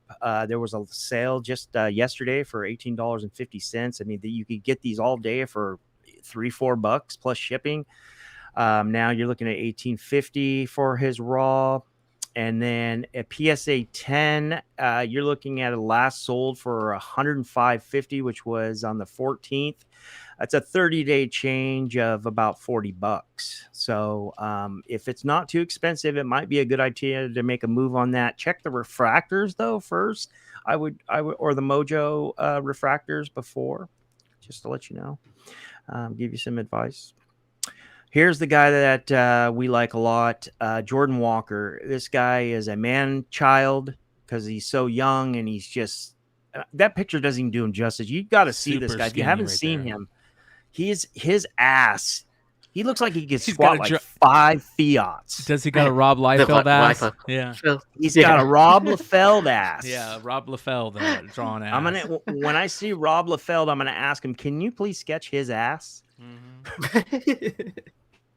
No, but this guy is a man, and he these guys that have that lot of lower half load up in their approach. You see a lot of peaks and valleys with these guys because most of them are just like it's all or nothing. This guy can hit all over the field. He could barely swing, and he shoots line drives the other. I'm very impressed in this guy. I think he's going to do well. His last sold raw for $33.99. There hasn't really been a lot of change. He's been known for a while, but there was a 30-day change recently. Because you could get these for about 20 plus shipping. Now you're going to be paying about $35. And the PSA 10s, we're looking at the last sale was on what's today actually at $130.50. And this is for the non-refractor guys. This is just the base chrome. First Bowman for Jordan Walker. 30-day change is up $43.95. Yeah. Wow. Jared Kelenic. Ooh, this is the one that the Mets fans just, oh man, they were so brokenhearted when they traded this kid. So I had to bring this up because it's any baseball fan or collectors, investors alike that are into baseball cards or in the sport. There's been so many ups and downs with Jared Kelenic. I mean, he came onto the scene. I mean, he was highly touted as a prospect. He came onto the scene last season and he just literally hit the cover off the ball. And then he just literally just fucking threw a he died anchor out and just died. They sent him back. Yeah, they sent him back down, and his cards you could get them for $1 at that point, and they're up now. This is your 2018 Bowman draft set for his first Bowman Chrome non-refractor. Last sold on the 13th of this week, so that was on Monday, for $10.95, up almost 80%. So like I said, I mean, they were selling for around $3-4 a piece. Here's your PSA 10. You have a last sold here is actually a really good deal. If you believe in this guy, I mean, $49.99 for a PSA 10 seems like something you want to just go ahead and just nip in the bud rather than go chase and or look for raw cards. Up 1833, which is a plus 42% change on the 30-day, and I'm happy for him. Here is the refractor. The refractor one sold on the 10th, so last weekend, $25. Raw 30-day change, 64% of $16. Yeah, me too. $9 you could have got this card for. Now you're paying $25 premium, and probably going to go up from there. And then here is your PSA 10 for Kelenic. Last sold on Monday. It looks like the 13th of March, and sold for $91. That's up $44, which is almost close to a 50% change, just under. You guys, so yeah. One of the things that we're going to be keying in on, and a lot of people ask us all this time, like, if you were to buy the card of this player, which card would you get? And I'm just going to answer that straight out for now on. If you're going to want to start getting in, Chad Cave's a big O'Neal Cruz fan, and he should be. O'Neal Cruz is a freak. If you're going, if you see a player that you like, young stud, here's what I would suggest that you buy of their cards. Pick up a base refractor, okay, and a PSA 10. You can get them cheap. Most of the time, less than $100. Okay, pick up a base refractor. They're usually $4.99, numbered to $4.99. They look beautiful. Refractors are what I think it's cool that people out there like try to collect a whole set of refractors. Like they want all the prospects from this year, first Bowman refractors. Then, if you can find if the player plays for like the Mets, look for his blue refractors, okay, numbered to 150. You want color matches based on the team. Right. Okay. Team jersey. Yeah. Like for Houston, you want a yellow refractor if you can get them, which are kind of rare. I think they're numbered to 75, or an orange refractor. Orange, Yeah. orange or blue will work. Yep. And those are what I would suggest picking up, on the lower end.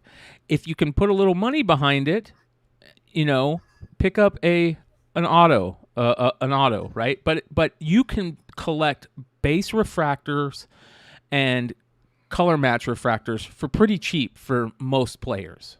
Okay. That's what I would start looking for, and it's fun. It makes it a little bit more fun collecting. You're in a niche, right? A lot of people like to collect the rainbow and stuff. I'm not into that shit. I just want to get something that looks cool, right? I'm in talks with Richie to try and I have a Julio Rodriguez gold rookie auto, right? The Topps Chrome. It's not my favorite. It's numbered to 50. I want the 1/150 because it's blue. It's a color match and it looks beautiful. So I'm in talks with Richie to try and get that card from him. Even though I have the gold auto, I don't want the gold auto. I want the blue color match. So, out of those autos too, those are the two sought after ones: is the gold and the blue color match. Yeah, it's funny because he struck me, and he mentioned it a couple of times when we were talking. Like, I thought he was joking. He's just like, "Oh, I got to get that from you." Oh man, that's the one. Like, and I'm just thinking, man, this guy has one numbered to 50, dude. Like, what, And then he explained on a phone call. We were talking about color matches, about this conversation actually. And then he was asking me what I'm going to do with it, and I said, "Well, I'm obviously going to grade it." And he goes, "Well, before you're going to sell it, right?" I go, "Yeah, I'm going to. Of course, I'm going to." And he's like, "Well, just hold it for me because I want it." I'm like, "Are you serious?" And he's like, "Yeah, I love the color match, the jersey match. It just makes so much sense." And it's, he made a lot of sense. So I said, "Why don't you just trade me straight up?" And we both kind of laughed at it for his, his gold. But then I said, "Do you have any Gretzky OPG rookies?" And he just started cracking up for maybe a minute. Chad Cave, I like collecting my rainbow for Jaw, so I'm having fun doing that. It's fun too. I was never into it. It's so tough, man. I mean, it's not like I'm going after all his rookie sets and stuff like that. And then even with all this bad press right now, that's the perfect time for me to scoop up cards because people are down on him, and then like people are flooding the market, and so it's easy for me to like, okay, I can pick him up cheap, like it's off season. Yeah. Here's something interesting. This is another great page on Sports Collector Daily, most watched 2022 baseball rookie cards on eBay. And these are all the studs that are going on right now, right? And you can see a lot of Julios. So these are guys that played last year. You can look at the rookie prices. So Bobby Witt, O'Neill Cruz, Julio Rodriguez. So it's just a cool page. So these are all last year's guys, and you see a lot of Bobby Witt, O'Neill Cruz, Julio Rodriguez. I really like this Wander Heritage real one. Me too. This is such a beautiful card right here. Let me show you guys this. Just gorgeous. Those are so hard to pull, those real ones. Oh, was it a redemption then? This was because it has a top sticker. Yeah, it does have that redemption. It was a redemption. Yeah. So beautiful, and the chromes are gorgeous. So, again, color matches. Here's the O'Neill Cruz. Same thing, real one. Damn. Beautiful, right? So, Doc Joe put up a thing that said, I want a 93-94 Shaquille O'Neal Finest Refractor. And refractors, again, you guys, for me, it's all about refractors and prisms. I like silver prisms. I like base refractors. And the old school Finest and Topps Chrome refractors are so tough to get. There is a page that I follow. It is, let me find it here. It is called 90s Card Collector. It is one of the best pages for basketball cards.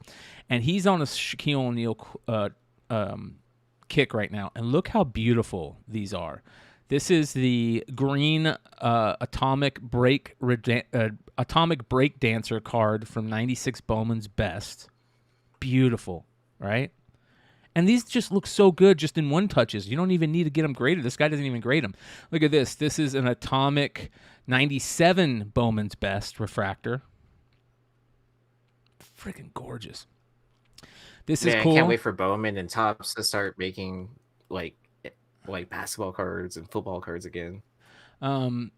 Acetate atomic refractor from 96 Bowman's Best Shots atomic refractor. That's beautiful. Here's a 2014 blue prism. See, this is a color match. Shaquille O'Neal, a veteran, Orlando Magic when he was playing with the Magic, and it's a blue prism. Look how beautiful that looks. Beautiful color match. He's got a lot of really good Kobe's and stuff too that we'll see. This is Karl Malone right here, or Shaquille O'Neal. And then another Shaq. I mean, just beautiful. This is the type of collecting niche I want to get into, man. These gorgeous cards. This is 03 Topps Chrome refractors of Kobe and Shaq. This is a cool card right here. 98 Skybox Premium. Silky Smooth is the subset. It's crazy. Here's some 98 Topps Round Ball Royalty refractors. They just look good as a refractor. There's something about it. Silver prisms, refractors, color matches. That's beautiful right there, dude. Absolutely gorgeous. Man. There's one of the Jordan holograms from 91 Upper Deck. It's such a big card. When we were kids. There's the Destiny 97 Topps Chrome Destiny refractors, Shaq and Kobe. So this is just what I would suggest. Start looking for some of these. There's an old school Rondé Barber. Wow. But just refractors, you guys, and that's a beautiful card, man.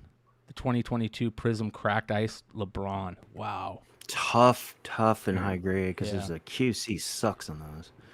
So, again, there's the Tom Brady mosaic stained glass. That's gorgeous. That's a case hit, right?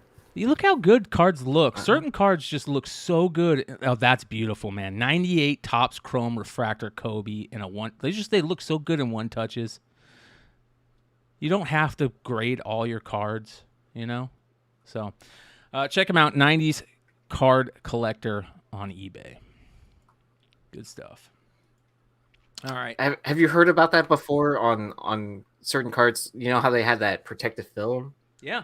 On some of those refractors? Yeah. Have My you heard Kobe about rookies have it on there.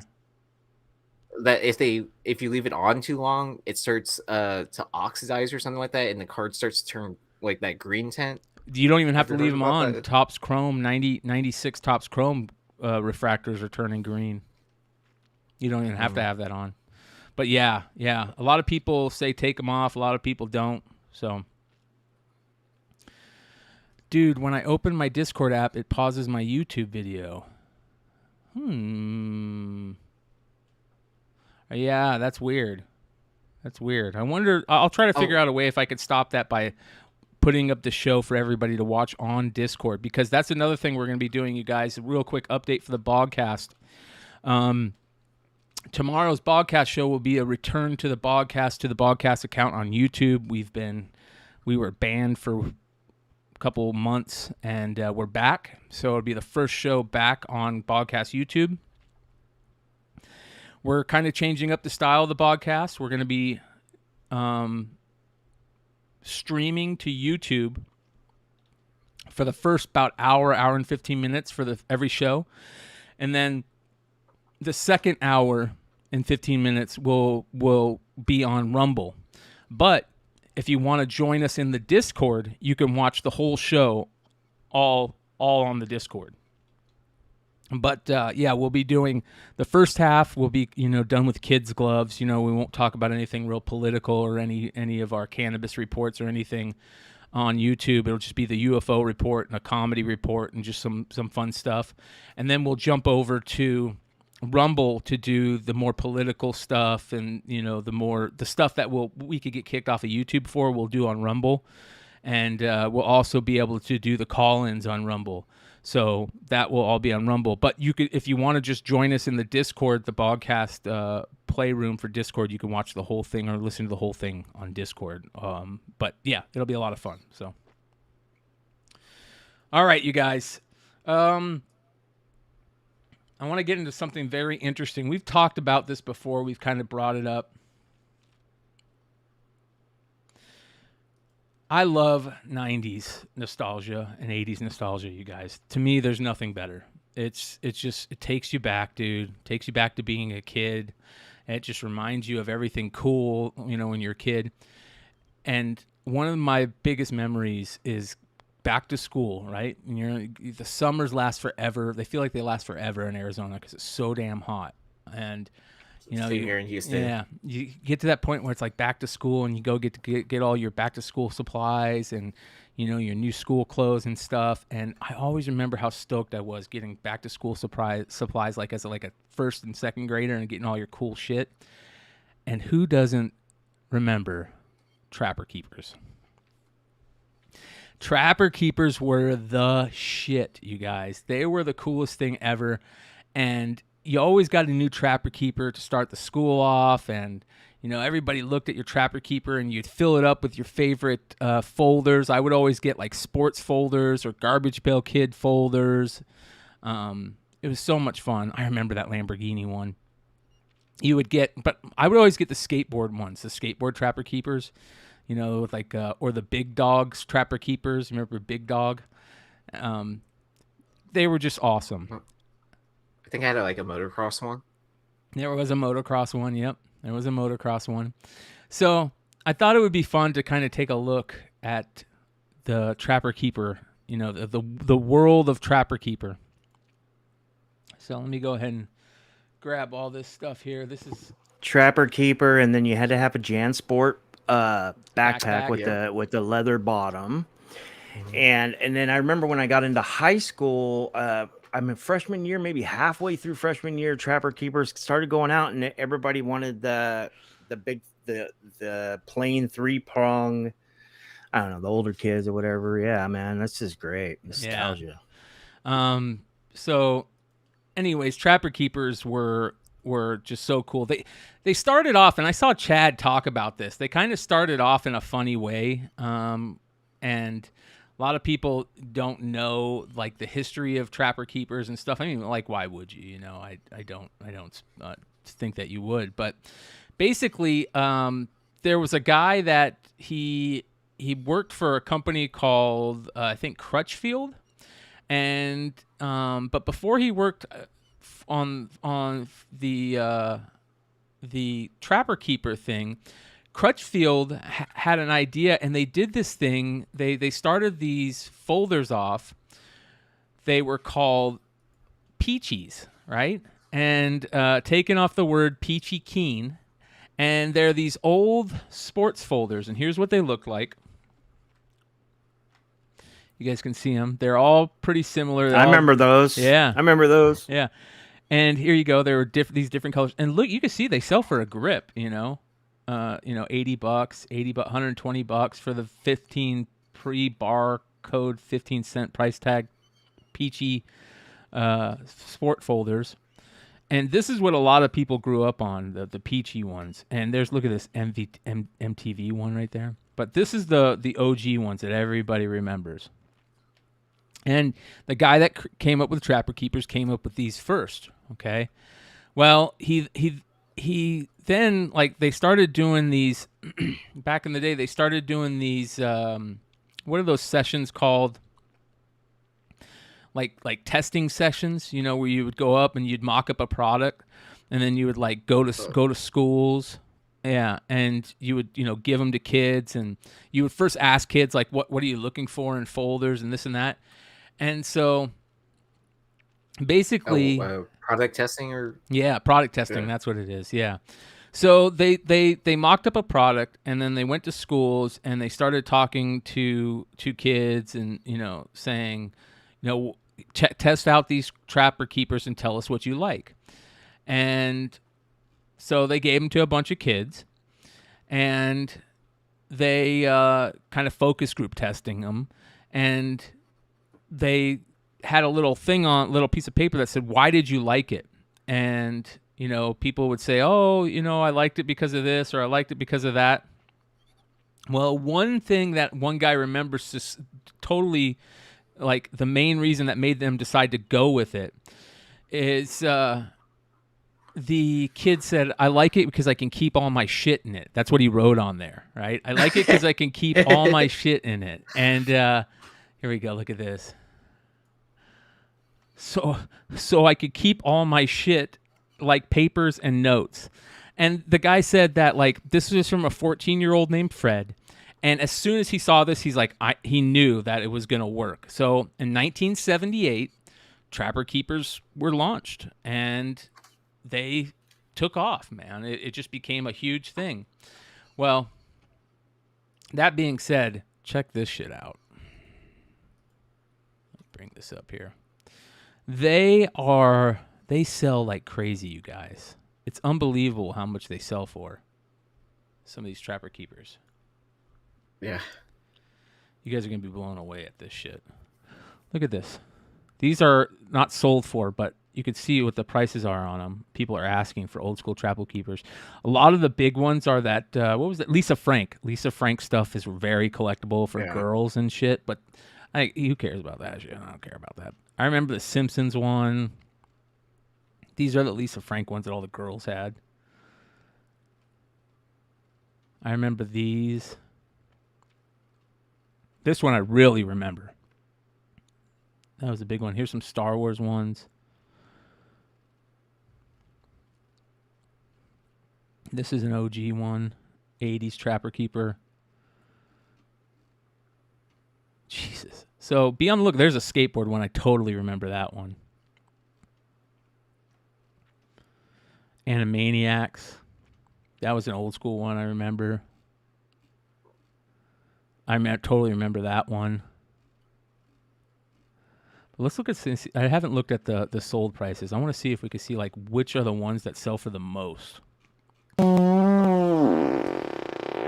Nice. Shout out to Chad Cape with the $25 super chat. He says, I just like the sound. So do I, dude. Cracks me up every fucking time. I think I looked at sold prices before, and most of the ones that sell for like what they're close to listed to are the Lisa Frank ones. Yeah. It's kind of crazy. Lisa Frank ones sell for a ton of money, dude. Yeah. Let's see what here we got here. $275 for this Lisa Frank holograph one. That one was $195 for best offer. $160 for this one, the Siamese Cats. Oh, there's the Lamborghini one. $150 for the Lamborghini one. With Transformer Dinobots folders in it. There's a Stuart Hall Gaetano Vintage Trapper Keeper, $155. There's another Lisa Frank one. Lisa Frank. Yeah, a lot of the Lisa Frank ones. Yeah. Oh, I remember that Jet one. Oh, I remember that one too. Yeah, there's another one. There's the Lamborghini again. But it's crazy too, because you can run into finding these like at resale shops too. Like there was like one Whatnot seller I used to watch just because he was just entertaining, and he would go raid a resale shop, and he's like, oh look, it's a Trapper Keeper. It's an original one too. This is worth money. And you know, Pogs with bonus Pogs and Slammers. Nice. That's Evan right there.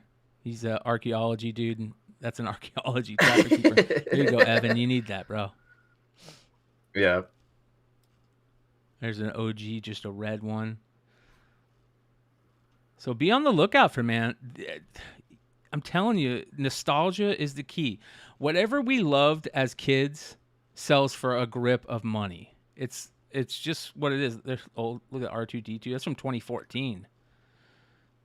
I didn't know they were back. Yeah, because I was gonna say, didn't they relaunch them like not too long ago? Yeah, so like I guess so. Like in 2014, that's pretty cool. Sonic. Man. The old school folders. I mean, I guess it really just proves the the saying like one man's trash is another man's treasure. Yep. Kind of situation too, right? Yep. There's Catwoman. I remember that. Old Sharks. Yeah, I remember when they started doing this with the zippers. Didn't they do a collab with like Nike or something like that? I think so. I think I have one of those still. Like where it wasn't for like a whole binder, but it was like a protective shelf for a spiral notebook. Yeah, this shit's cool, man. Old school Mickey. There we go. Surf shit. I always like the skateboard ones. I'm trying to find some of the skateboard ones. I saw the one. I remember that one, the glasses one.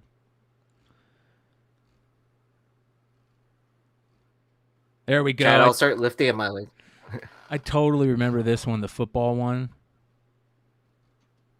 That's one of the most famous ones that I remember. That design. Yeah. That design. This one. There we go. There's the Nike. Yep. Man, it's crazy. And I bet you that there's a bunch of us that just like have these probably chilling somewhere. You know, like in a box. Yeah. Yep, there's another Nike. I'm surprised the Star Wars ones don't go for more. Yeah. Because I know like how those, like the Star Wars collectors like have to have everything, right? Yeah. Yeah. So I just thought it was really funny. Again, nostalgia sells, you guys. It always will. It'll continue to sell. Think of the things that you loved when you were a kid, and then jump on them because they're there. They'll make some money for you. I think that. But even like Gen Z stuff, right? Those kids like some of this like nostalgia stuff where it's like kind of like, oh, I wished I lived during this time period. I mean, you know, I work at a college and I see all the kids wearing baggy clothes. Like, I'm like, I always walk around campus and I'm just like, kind of like, did I fall into a time loop somewhere and watch ended this, back bro. up in the 90s? Janko jeans. Oh, wow. Janko jeans. Dude, I remember K-Momo, Phoenix, Arizona, K-Momo, going to K-Momo, scoring all the old school Jankos. I had a buddy who he was one of the skinniest dudes in the high school, and he wore the most massive Janko jeans, and they were so goofy looking, and everybody thought it was so cool. But look at these prices on these, dude. $126. Wow. What about Jimmy Z? Yeah, I remember Jimmy Z. Hyper color. Remember Hyper color? All right, let's look at prices. I want to see the highest prices on the Jankos. Because they were supposed to relaunch at some point in time or something like that. There was a rumor about that going around. $2,000. Best off. $1,025. Oh my god! I gotta check my shit. $850 for a pair of Janko's shorts. I remember the kangaroo ones. The kangaroo ones are huge too. People wearing them, or they're just they're collecting wearing them. Oh, I remember these. Oh my god, with the kangaroo and the boxing gloves on the back. Holy shit. $386, $390. I mean, whose idea was this to like wear these like while skating too? There's that was like the worst idea ever. I know, right? $350. Jesus, you guys. Original Vision streetwears were pretty cool back then. What about It's because the price of denim has gone up so much, right? And it's so much material. Jimmy Z? Yeah, hell yeah. We always used to argue: is it Jimmy's or Jimmy Z? So stupid. Jimmy Man, Z there's just not a lot. vintage. Hold on. Yeah, there you go. $1,200. Wow. Wow. Holy crap, dude! I need to check my stuff. All right, here we go.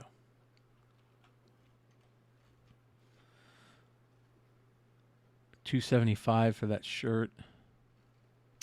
Is there a way that you can? I mean, does it say on the tag like the year that Air Jordans were made? So, like, if you've got the same, say you got 2s or 3s, same exact one that they originally made, does it have the date on it? Yeah, on the tag. Oh, yeah, okay. It should. I mean, I'm sure there's some sort of code or something like that, like within the like sizing tag or something like that. Okay. Interesting. What were some other? That would be my guess. Stussy. Stussy. Oh, Stussy got bought out Well, by that company's they're still around now though. Massimo, and then Massimo got bought out by Target. Yes. Massimo used to be real good stuff, and then they even went higher end after the 90s, like through 2002, and then Target bought their shit, and then they. Oh, look at that Stussy 8-ball shirt, $80. I remember that one. Yeah. Wow. There's Massimo. Billabong. That? Yeah, hell yeah. The Massimo condom one. Mm-hmm. That's an old school one. Wow, dude. That's crazy. Remember Hypercolor? Oh, I wasn't really into Hyper, but if you were a hippie or Hessian, you loved Hyper. I remember you go up and you put your hand on there. Yeah. And it would change colors. Look at that, dude. $125. 100. Heat color changing. 89. 75. 80. There's a Bulls. Look at that, dude. Old school 1992 Bulls shirt, $80. Man, it's crazy how this stuff. Did this just pop up after the pandemic? Has it been like this for a decade? It's been like it for a while, man. Pro Wings. I remember Pro Wings. Pro Wings. Yeah. Freezy Freakies. Freezy Freakies. No, I don't know what those are. Let's see what those are. I remember with Vans, we were always like, "Don't get the Durans, get the off the wall. They're not off the wall." Yeah. It was those Vision Streetwear those were hard to find too. Vision Streetwears. I used to skate a lot. I don't know what the Freezy Freakies are. Flow Hose. Remember Flow Hose? Oh yeah, hell yeah, I remember Flow Hose. There we go. There's Freezy Freakies. $45, dude. Zinka. Look at those. Yeah, color changing winter gloves. Yeah, we don't fuck with those in Arizona. Obviously, I don't even know what that means. What are gloves? Try Flow Hose. Let's see what Flow Hose. Flow Hose. Yeah. It's like flow. It's with a J. It's with a J. Yeah. Like the hot pink. There we go. Wow. They don't have the ones like the Birkenstock straps. Not the Birkenstocks, but they cross. You know the ones that I'm talking about? The ones that used to cross? Those were like, everybody had to have those. Those things are so ugly. They're like... there it is. There it is. Just saw it. Yep. Right above that. Hold on. And then we used to have Flow Hose, and you had to have pink or white Zinka on your nose. Like, what was that movie? North Shore? Yeah. Hey, Hallie. Flow Hose surfing stickers. Yeah, man, that's cool stuff. Panama Jack. Ocean Pacific. I remember Ocean Pacific. I had a ton of Ocean Pacific stuff. Oh, yeah. Yeah, OP. Yeah, definitely. Anyways, I love that stuff, so I thought it'd be fun to go through those. Panama Jack was like kind of like higher end for like older surfer dudes. And then I feel like Tommy Bahama kind of like just took that. Yeah. Over. Yeah. That's funny, dude. That shit's crazy. But again, nostalgia sells, you guys. It always will. It always does. People love it. And you got to start thinking, like, what are the kids nowadays that they will want when they're older, right? There's not very many physical things that they want. They're so into like video games, digital and video games. Yeah, there isn't a ton of stuff. What's gonna be their nostalgia? Yeah. Yeah. I wish Vinny was here to see this. This is crazy. Check this out, you guys. Gaming Bible is a good IG account. So, remember how I've told you guys the story where it's happened to me at least 4 or 5 times where my mom will call me and go, "Hey, we found an old box or something I forgot to give you when you were a kid." And I had a Empire Strikes Back Millennium Falcon still in box, never opened. What? Yeah. I had an X-Wing, a battle damage X-Wing that is still in box, never opened. I had a the very first 4 G.I. Joes, Rock and Roll, Stalker, Grunt, and Breaker, unopened. She recently did it with Transformers, the bat. I think it's a bat transformer that I have downstairs that she gave me. All kinds of crazy stuff that my mom will do this with. Garbage Pail Kids. So this is kind of cool. It says here, there are some attic explorers out there who manage to hit the jackpot every now and then. Such was the case with Reddit user YDNTKME. While rummaging through their late granddad's attic, they came across an incredible prize. A boxed original PlayStation with DualShock controller, never opened. It transpires this retro console was at one point a brand new gift to be given to the Redditor from his late granddad. Unfortunately, his old age caused him to forget to ever hand over the present, and it ended up in the attic for all this time. Quote, my grandpa was a bit of a hoarder. He would proactively buy things as future gifts and simply forget to give them in his old age. We found many unopened toys and cards and gifts, this being one of them. That is crazy, you guys. Wow, and it still has that like that factory seal sticker on it as Yeah. well. Like, and then I'm assuming just staying in the attic too. Like, it's got to be in a great condition in the box. Like, as long as like, you know, it didn't get attacked by rodents or anything like that. But I mean, I bet that like would grade like crazy, dude, and go for like a ton. crazy amount of a grip, right? Yeah, a ton. Just crazy stuff like that. I love stories like that. If you guys have any stories like that, if you guys ever had your parents call you or grandfather call you, you find something like this, let me know in the comments below on the YouTube page. I want to read them off and next show if there's any of them out there. So, well, I can give one right now since you know Let's we're do just it. kind of. So when my grandma passed away, you know, on my dad's side, they were going through her house like with everything they had. This was probably like, I don't know, 10 years ago or more, like in 2008 or something like that. And I was heavy into collecting vinyl at the time, and then they found like their childhood records that they bought from like Sears or whatever department store for really cheap, and they're like, oh, we're just gonna throw these out. And I was like, no, I'll go ahead and take them. And then there was like a really early printing of the Beatles' Let It Be in there, like all kinds of like classic rock like albums that, you know, that you should just have, right? Yeah. So yeah. So I ended up, I love that ended up shit. with all those. Yeah. Yeah, speaking of hoarder, as Dennis says, hoarder, you say. This was on Dennis' page earlier today. He's going through that hoarder house that he's been going through, and he found this. This is, he says, hoarder house rare find, man from uncle, solo pistol cap gun in the original Seals mailer box, 55 years old. Wow. That's awesome. Man from Uncle. Yeah. Doesn't that look like the Transformers though? Doesn't that gun look like the Transform what's his name? It looks like a paintball gun. It looks like an old school. Exactly like was it Megatron? The bad guy? Oh, I don't know. That looks like it. I remember that as a kid. This gun looks just like Megatron. So, but that's pretty cool. That's actually really cool. All right. Next. Hold on here. We got something.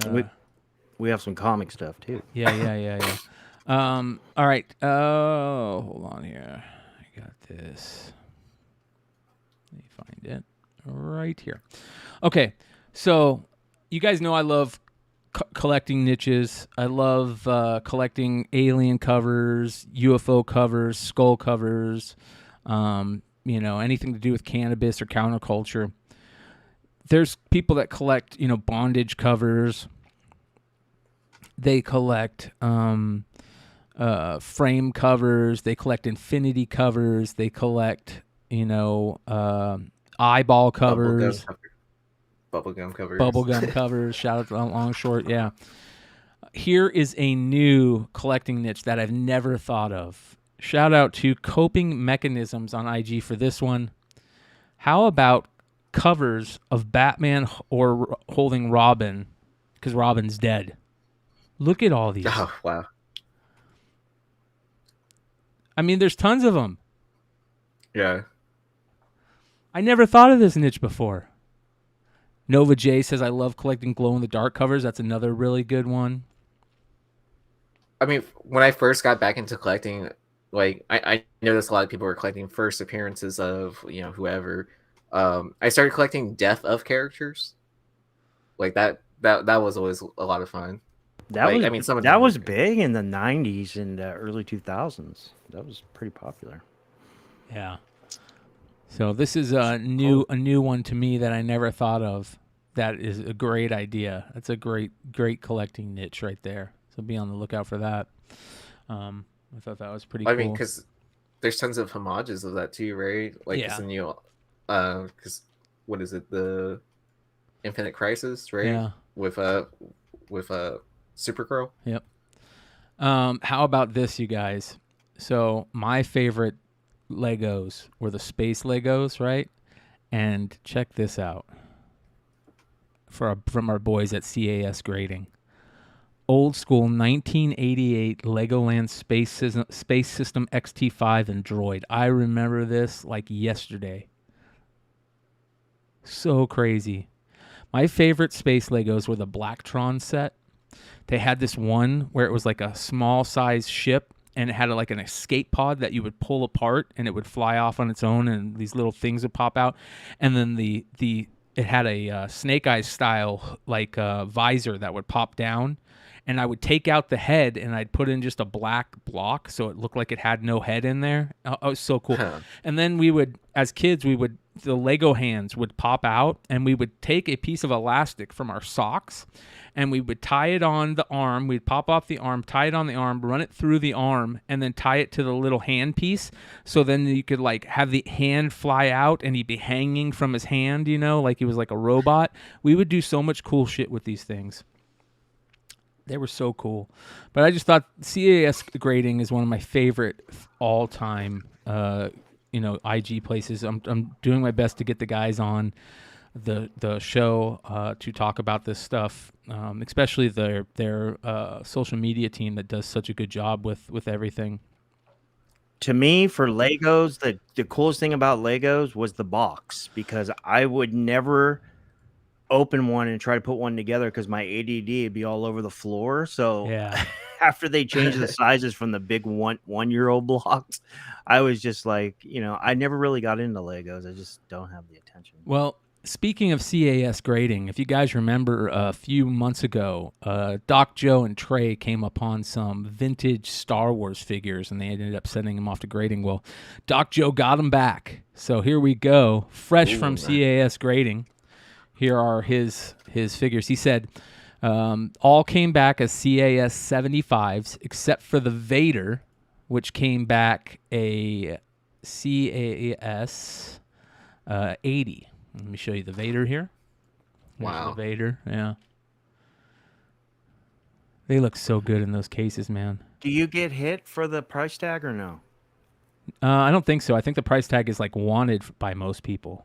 Yeah, like a date stamp. I was just wondering if they put a different label or something. Yeah, man, that looks beautiful. Because I know like what PSA is grading Funkos now. Are they?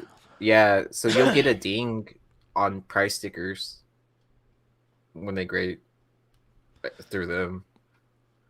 Yeah, I think it'd be stupid too. I mean, that's a different product too, right? Yeah. I mean, it's not something that's a vintage or anything like that. Yeah. I don't know. It'd be stupid to me to get dinged on price tags for old school toys because I think it helps with the history of stuff. You know what I mean? Like you see the history of it, which is just very, very cool. The price, how much it was, this and that. So I thought that was pretty cool. Speaking of comics, something that I want to talk about that I saw that was very interesting to me. James Gunn coming back is a big deal, and we heard about that one of the movies they were doing was All-Star Superman. Well, guess what, you guys? Gunn himself is going to be directing it. DC Studios head James Gunn reveals that he will direct the upcoming DC Universe film Superman Legacy from a screenplay that he wrote also. So that's pretty cool. It's the first film in the rebooted DC universe, which is very cool if you're a Grant Morrison fan. So he shared this on Twitter, I guess. Right here he says, Jesus, there's a ton of them. Yes, I'm directing Superman Legacy to be released on July 11th, 2025. His brother Matt told him when he saw the release date, he started to cry. I asked him why. He said, dude, it's Dad's birthday that I hadn't realized. I lost my dad almost 3 years ago. He was my best friend. He didn't understand me as a kid, but he supported my love of comics and my love of film, and I wouldn't be making movies now without him. It's been a long road to this point. I was offered Superman years ago, and I initially said no because I didn't have a way in that felt unique and fun and emotional that gave Superman the dignity he deserved. Then a bit less than a year ago, I saw a way in many ways centering around Superman's heritage, how both his aristocratic Kryptonian parents and his Kansas farmer parents inform who he is and the choices he makes. So I chose to finally take on writing the script, but I was hesitant to direct, despite my consistent persisting by Peter Safran and others to commit. Just because I wrote something doesn't mean I feel it in my bones visually and emotionally enough to spend over 2 years directing it, especially not something of this magnitude. But the long and short of it is I love this script and I'm incredibly excited as we begin this journey up and away. So there we go. Look for your all-star Superman stuff, man. Start selling. Might be something we're going to see on the list here shortly. All right, Dollar, you got some extra stuff here. You ready? Sure. Let's get into it. Ready? All right. Thank you guys for watching. You guys know me again, Dollar, aka Rich Taylor. Please subscribe to my channel, Popcorn Culture. I'm kind of stuck at 625 subs. Matter of fact, 2 people unsubbed to me, but I don't know. I'm not going to look too much into that. But I've been stuck at that number for like over a month. So I appreciate you guys and all the support you've shown me. Thank you guys. And my friends as well.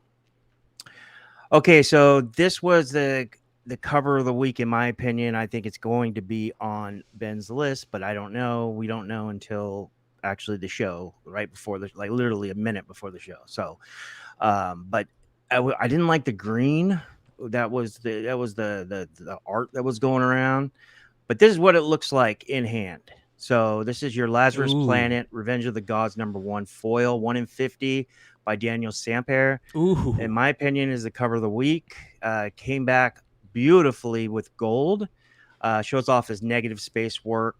Sold out everywhere on the online retailer side, unless it's selling for double ratio. I've seen a couple retailers that had 1 or 2 in stock, but they're selling them. They're asking way above $100.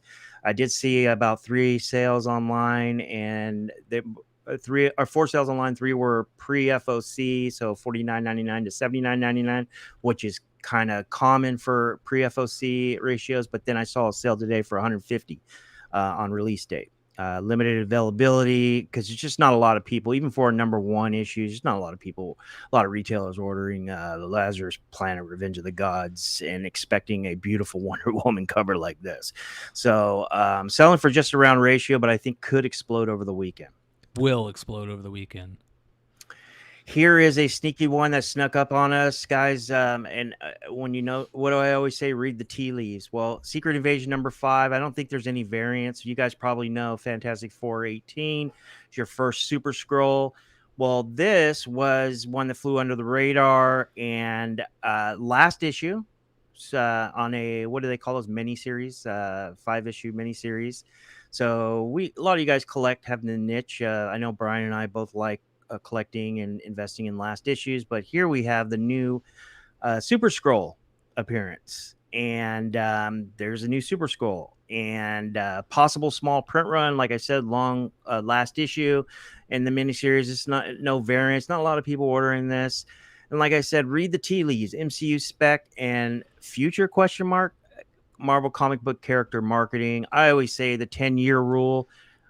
Characters that show up, from 2017, 16, all the way to now. 8 to 10 years, that's when we'll probably see him, with a few exceptions. And now there's no more Marvel Studio spoilers subreddit.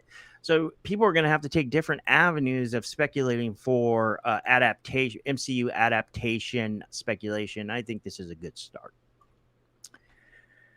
Shout out to Universe X. He pointed this out to me on IG. I wasn't really listening to him because he's got the guy is so brilliant in modern spec. If you're not following Universe X on Instagram, you definitely need to. He's a really cool guy, and I love his speculation for modern comics. But this is Al Harper as Ghostlight. This is your second print. Now he is on the cover A. I get that. And he's also on cover A for number 2. But I mean, his first as Ghostlight is in the guts, and it's a small print run, so it might be cool to just check your LCS and pick up one. First appearance, Al Harper as Ghostlight, looks to be on cover A in issue 2, as like I said, cover B, I'm sorry, of issue 2, not cover A. Low print run. Probability. Love speculating, collecting first appearances with the character on the cover on a small print run. That's my forte. Here's Chasm. Ben Reilly as Chasm. We all remember this one, and we remember this cover. It was on the Hot 10, and this book went crazy for a while. Well, Ben Reilly, and this is the cover A of that. Ben Reilly becomes King Chasm in ASM 18. The second print dropped today, and he's on the cover. That is Ben Reilly as King Chasm. And there's not a lot of platforms that are talking about this right now. Unless there's a store variant with King Chasm on the cover. This is your first cover and first appearance of King Chasm. First appearance, King Chasm, formerly Chasm, Ben Reilly. Man, Ben Reilly, that guy's a jack of all trades.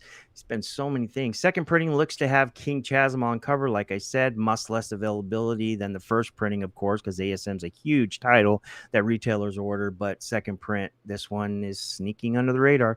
Reading the tea leaves, Spider-Verse Part 2, aka Cross Beyond the Spider-Verse, could make Ben Reilly the next big Spidey.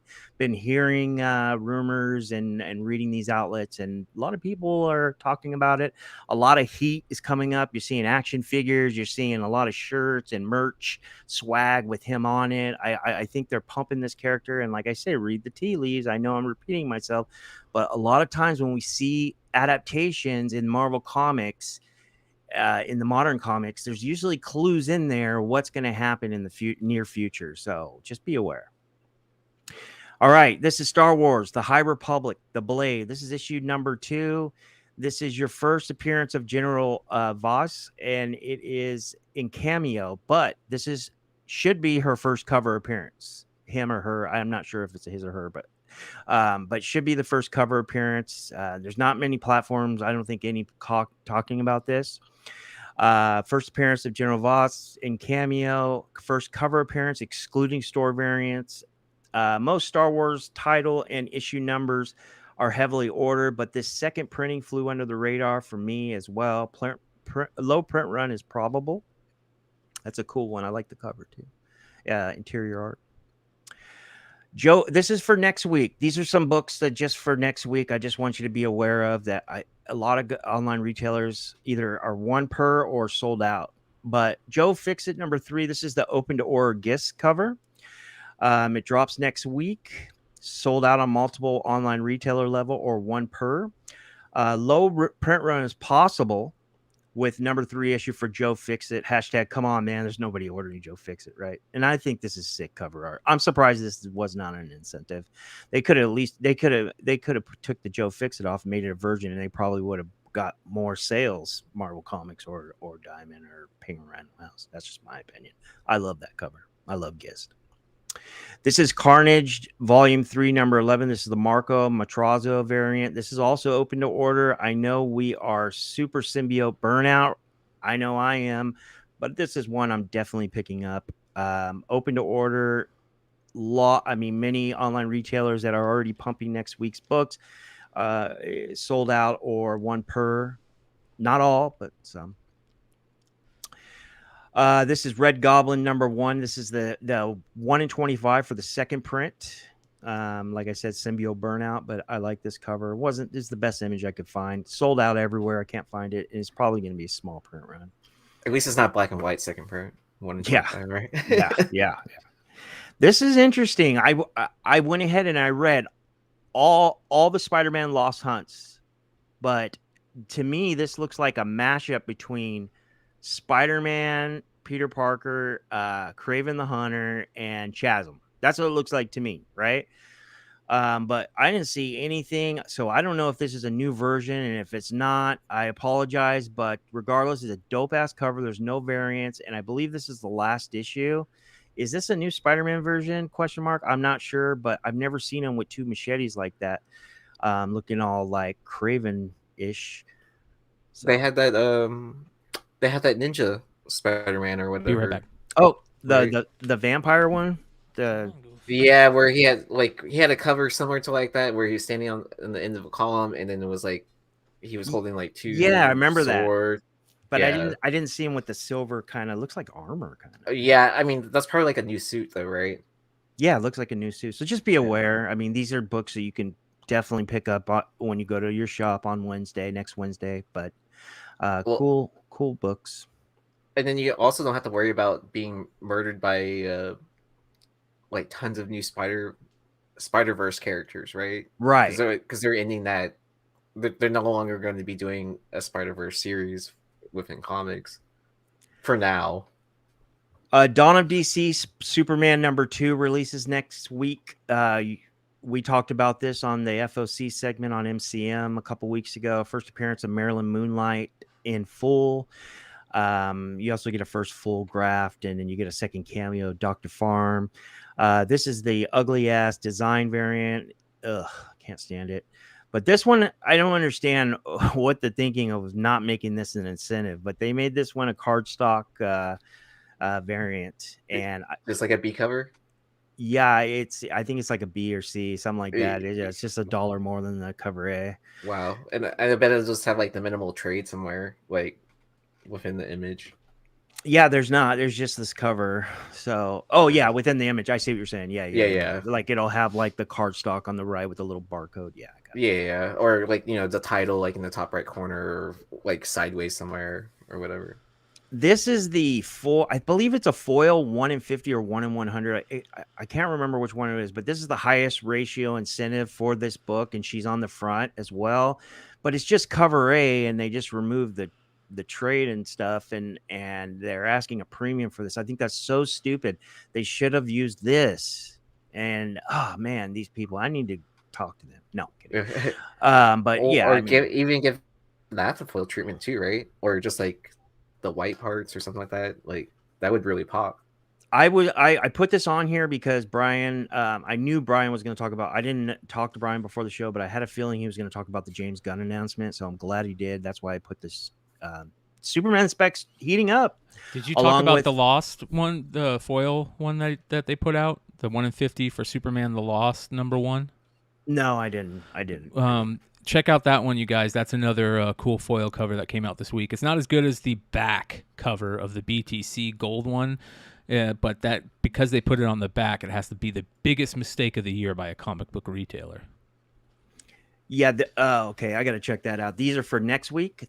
Just trying to get a jump start. It's just I always, when sites start loading next week's books, and then I'll call LCSs, hey, can you hold these? And when they say, oh, I already have a bunch, I already know there's heat on these books. So just like to be aware. And this was one that probably you're not going to see that many around, but the availability will be there because there's just not a lot of people that know that there's a first appearance coming.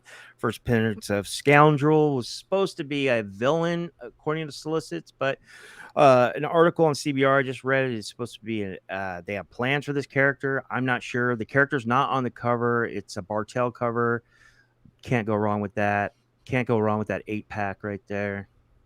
Thank you guys for watching. Nice. You guys, me and Richie do the House of Stein Hot 10 every Friday night. Last Friday's show was excellent. We got another one coming up in 2 days. But because it's Wednesday, I want to give a quick shout out to another one of our friends and amazing company, Cover Price, who released their Hot 10. I just want to run through it real quick, starting off with some interesting books. We see a lot of crossover, of course, from list to list, but I just thought it was interesting to take a quick look at this. Shout out to our boy Matt DeVoe. Make sure you guys go check out Cover Price. We'll have a code incoming shortly that you guys can use to get a percentage off of your subscription price here in the future. Of course, Deadly Neighborhood. Can I promote one then? Nirvana. Yeah. Use the code Nirvana for 99-cent unlimited membership for a month. There you if go. you haven't signed up before. Deadly Neighborhood Spider-Man, number 5 at number 1. Of course, we talked about that. Also, Wakanda, second print of number 4. I like this one. The Batman number 357 blank facsimile is their number 3, which is pretty cool. Daredevil 183, the famous Punisher cover shooting Daredevil. We all know why that's there. This is interesting. Punisher War Journal number 6. 6 and 7 are both where Frank meets Logan for the first time. So be on the lookout for Punisher War Journal 6 and 7. Marvel Superhero Secret Wars number 7 is their number 6. Number 8 is their number 7. And then they've got Batman 655 at number 8, The Good Asian number 1 at number 9, and The Amazing Spider-Man number 21, the Disney 100 black and white 1 in 100 variant at number 10. So shout out to our friends at Cover Price who are just great. Make sure you guys go check them out. They do. I utilize them a lot when I'm getting ready for the Hot 10 and for the Almost 10. I utilize them for my info on books. We started putting information on the books as we go, but I like what they do. I like how they use they price their books and stuff like that, and they show you a history of prices and stuff. So their weekly movers is very cool too. Let's take a quick look at their weekly movers here. I like how a lot of our friends also write articles for them. Consult with DeVoe on different material. So here you guys go. A lot of weekly movers being shown here. Nothing too crazy that out of the ordinary that I can see. A couple of books that Richie just talked about. So here you guys go. Just do a quick run through. I love the Sins of Sinister number 1, Emma Frost. Such a great book. The Archer cover. Yeah, the Poison Ivy Frizen.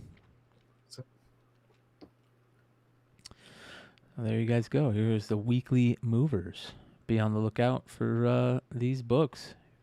Make sure you guys go check out Cover Price. So look at this one. What is this? The Adventures of Superman John Kent. I've never seen that one. Holy cow. What is this from? Is this in a... Isn't that the Big Time Collectibles one? I don't think so. Yeah, limited to 1,000. Doesn't say anything about Big Time Collectibles.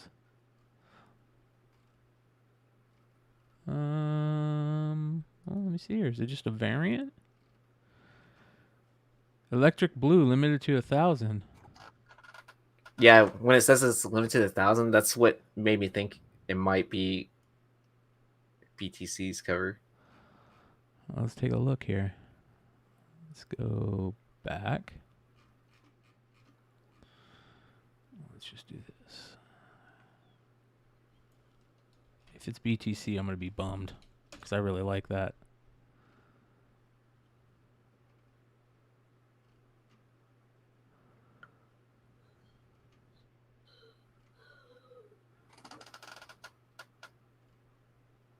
Hit click. What does it say on the back? Does it say anything on the back?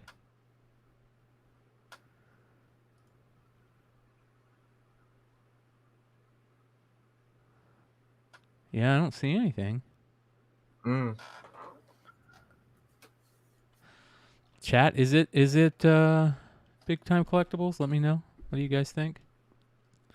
See if we can see a back cover. It might say on the back cover. Try clicking on the eBay deal from Cover Price. I don't think that's Big Time. I mean, it would kind of surprise me if it wasn't, but yeah. That's freaking badass, dude. Because they did the gold one, right? Yeah, theirs would look like this. But it could be. It could be. It totally could be, man. I would like to know where that comes from. I just don't want to. I'll be honest. I mean, look, that's beautiful, dude. That's gorgeous. That is absolutely gorgeous. Man, that's beautiful. Big time collectibles. Yep. There you go, right there. It is. Yep. Nice color. I mean, you know what I mean? Like, they're gonna keep on milking that cow, right? Man, that's a bummer. I mean, not to hate or anything. Yeah, shout don't out to James Hive. He called it. Yeah, he was mentioning that. It's Yeah, just he's a gonna little. milk that cow. It's a little too much, man. It's just too much for me. So, all right, you guys, let's do it. Let's get into the market report for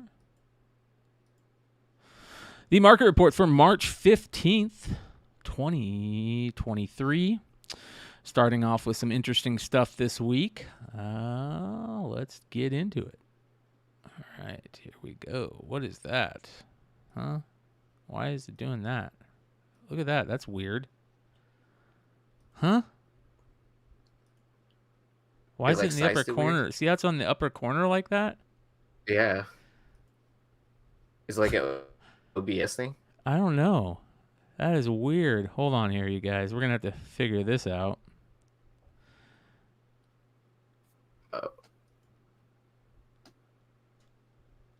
Oh, you added it to the logos instead of the instead of overlay. All right, you guys, hold on. Jesus, that was weird. All right, let's get back into it. The market report for March 15th, 2023. Got some interesting stuff here, starting off with a very, very cool Punisher Opena variant. My favorite Punisher cover, probably. Punisher number 2, 1 in 50. Raw for $334 on 18 bids. That's respectable for a Raw. Yeah. That Opena, and I is number 1 for me for Punisher, and then the Netflix Bernthal. Yeah, I like that too.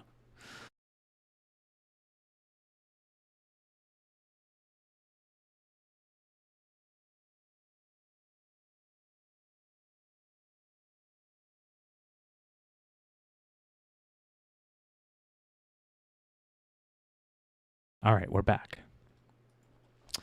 Okay, let's get into it. Next, we have the Batman 655 there, which is first Damian. Where did that go? There we go. Batman 655, the variant, first Damian. That's a 9/8 signed by both Kubert brothers, which is pretty cool. As you know, Adam did the regular and the interior, right? If I remember correctly. And then his brother did the variant, or vice versa. But $810 for a 9/8 signature series on that. And then we saw been able to meet Andy. Huh?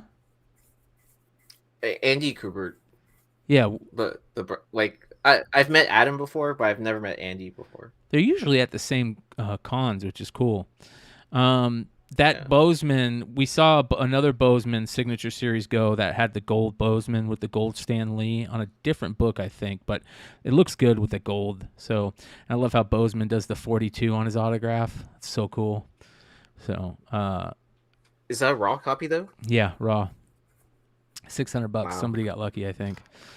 Next, we have some Nintendo books. I thought that was probably a good deal. I mean, those are really, really tough to get in high grade, but to get 2 of the Mario Brothers one for less than $500, and then you throw in those other ones, man, if those grade decent, you made yourself a nice little chunk of change on 26 bids for $410. And then the 2 Zelda books, number 1 and number 3, that's crazy, raw for $380. Wow. Wolverine number 1, the famous J. Scott Campbell variant, sold a 9/8 copy, sold for $7,295 on 45 bids. Next, we've got a Star Wars 42 9.8. This is a book that always comes up. People ask what's it going for in 9/8 these days, and there you guys go. A 9/8 sold for $1,545 on 21 bids. I think somebody got really lucky with that Resident Evil number 196. That is the Sienkiewicz game cover copy, the promo. Super rare. super rare to get in decent grade. They're usually disaster, just torn up, destroyed because they're handed out for free and to a bunch of people. But $295 for a 9.6, somebody scored. And then the Pop Kill number 4 original Adam Hughes variant, the wet T-shirt cover one, sold $675 raw. So Kickstarter book too. Yeah, love that book. Well, and with the Star Wars 42, that's a direct version too. Yeah, yeah. Which is like the copy you want, like for that. Year. When did that come out?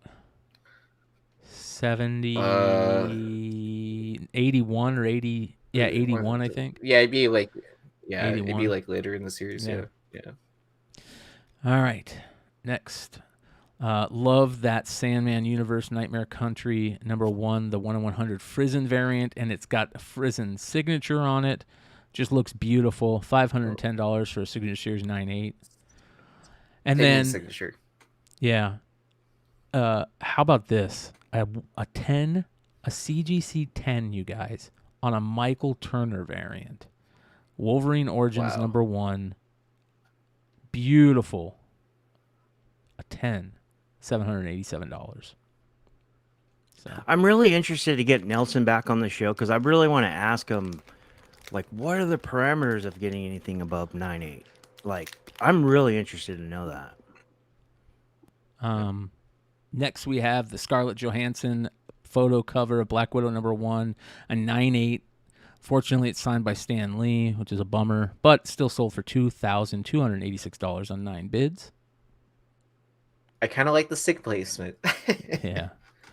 Some old school Golden Age books. Journey into Mystery number 33 from 1956, you guys. The very first Steve Ditko work. A 3.0 sold for $300 on 1 bid. I think somebody scored with that. And then that Do we need to add that to the list? Yeah, well, let's take a look. Let's take a quick look. You guys know how this works. We have the Beyond Wednesdays comic creator list. We need to take a look what it says for Steve Ditko here. If you guys want to check out this list, the link is in the description. You can also find it in my link tree in my bio. So let's go to Ditko. I have Strange Fantasy number 2 from 1952 as his first work. So they might be off. They might be off. Because Journey they have it Mystery in the 33. CGC book too. Yeah, we need to take a look here. Oh, 56. Yeah, that was 1956. I got 1952. So that must be wrong. So interesting. All right. Probably why I only also got 1 bid. Yeah. Well, probably buy it now. The Saint number 4, classic Matt Baker cover. Awesome cover. A 1.8 sold for $310 on 25 bids. And then I love that 1936 Platinum Age, the Comix Magazine Volume 1, number 1, a baseball cover. 37 bids, $11,600, you guys, raw. How often do you see Platinum Age books? Not very often. Yeah. Not that cool. Not so Americana that has baseball on it too. That's awesome. That's a nice looking condition one too, as well. On top of that. Yeah. That's cool, man. All right, next. 2 Batmobiles from the Dark Knight movie sold this week. The Bat Missile one, which the sides break off, from 91, sold for $526 on 34 bids in unopened in box. And then the regular one from 1990, unopened in box, sold for $611.99 on 32 bids. You guys, don't ever sleep on these Spider-Man figures. I keep bringing them up. This is the Spider-Man 2 movie pizza launching scooter and action figure. Somebody scooped it up as quickly as it got put out for $214. One of my favorite memories as a kid for Christmas is getting that Ravage and Rumble Transformer tape pack in my stocking as a kid. And it was so cool. I was so geeked out of it. Like, it was probably my favorite present that year. It was in my stocking, and Ravage and Rumble were just, I thought the fact that they were cassette tapes was so cool to me as a kid. And somebody got an unopened mint on sealed card, Ravage and Rumble from 1985 for $800 on 7 bids. And then the vintage Listen and Fun Tripwire. I've talked about this before. We've seen mint on card one sell for a ridiculous amount. Tripwire isn't orange like that. The original Tripwire looks, I think he's green, like a olive green. Well, they put him out with a tape and like a little booklet, and you could listen to the tape on your Walkman, and then they put out a special Tripwire colored orange with that figure. I had that figure. $227 just for the figure. And then a GoBots scooter. Somebody was talking about GoBots last week. That's one of the GoBots. Yeah, I remember that figure as a kid. A mint on card scooter sold for $202.50. Next. All right, you guys, we have some crazy G.I. Joe sales this week. I'm going to key you in onto this seller in a little bit. This seller right here sold some amazing stuff this week, and this might be our eBay seller of the week for you guys to maybe put as your favorite. You're not going to believe the stuff that he sold this week and the stuff that he has. But these are some quick ones. The 83 Falcon Glider, all the parts not put together, open, but everything put together with the stickers and everything, unused, sold for over $2,000, $2,146 on 21 bids. And then in 1997 and 98, G.I. Joe did some repaints on some of their classic vehicles, but they made them more closely look like real planes and stuff. So instead of calling it the Rattler, they called it the A-10 Thunderbolt, and it was a G.I. Joe Toys R Us anniversary exclusive. And unopened, one sold for $280. And then they did the same thing with the Conquest. They painted it camouflage, and they sold it with Ace instead of the Sky Striker, and that sold for $615, you guys, on 43 bids. Crazy. Wow. Yeah. We'll get back to the seller here in a minute. Next, how about a Superpowers Plastic Man? I always thought that the Superpowers Plastic Man was so weird because of the neck thing and how tall he was, but unpunched on a damaged card, $202.50. Somebody was talking last week about Dungeons and Dragons toys, and there is a War Duke Evil Fighter on card, sealed, from 1983, sold for $202.50. And then some Muscle Men, a lot of 71 with the purple claw, sold for $1,525. Wow, you guys. Loose. On 30 bids, dude. You remember Sean was holding up that freezer bag of them the other night? $1,500 for 71 of them. So. Was that Big Lake? No, I'm joking. No. I was just joking. Speaking of Big Lake, he is at the Warriors-Clippers game. We'll try to show his picture that he posted here in a second. Next, speaking of Big Leg, a Masters of the Universe knockoff bootleg from Mexico. The Skeletor Scareglow knockoff Mexican Masters of the Universe in terrible condition sold for $413 on 40 bids. I like going to, since I live in a big city, right? There's areas in town where you can go and look at fake toys or fake purses, watches, whatever. I mean, flea markets are the same way too, as well, right? I think some of that stuff is hilarious, though. Yeah, I mean, I can't believe how collectible they are. I don't remember Starcom. I remember the figures, but I don't remember the show or whatever they came from. But there's a lot of 5 of the figures sold for over $2,000, $2,160 on 51 bids for 5 Starcom figures. Do you guys remember Starcom? I don't remember those. So, but man, be on the lookout for them. Look how much they sell for. The Raphael storage shell figure from 1994. They don't even have the storage shell. They just have the figure and a couple of the weapons, sold for almost $700. Doesn't even have the most important part. Was that the one where the shell came off on the back or whatever? Or or it opened sideways? Okay, I remember those. Mm-hmm. So that was pretty cool. $690. Doesn't even have the storage shell. All right. Speaking of Teenage Mutant Ninja Turtles, a Dunking Dawn, another Grail figure on card, sold for over $2,000, $22.50. Buy it now. It just picked it up as immediately as it went up there. 2 Homies sets. A Homie Girls set with 4 figures, and the Homies Health Club, the weightlifters, both sold for over $285. One for $285 and one for $310. So pretty cool. All right, Richie, you talked about your Rolling Stones ticket the other day that you got, which was so cool. How about this? A Rolling Stones ticket from 1972, Philadelphia stop, sold for $200. A Jimi Hendrix full ticket, 1969 Woodstock. Wow. $700. A PSA 10, you guys. I think that's a great buy. A PSA 10 Jimi Hendrix Woodstock ticket? Are you kidding me? At a PSA 10 too, I feel like that's definitely an underappreciated price. What in a pop of 98? I mean, that seems like a lot, but at the same time, like, how many people are still like holding on to like Woodstock tickets? Yeah. Well, you think of that. How about this? We've talked about this before on this channel.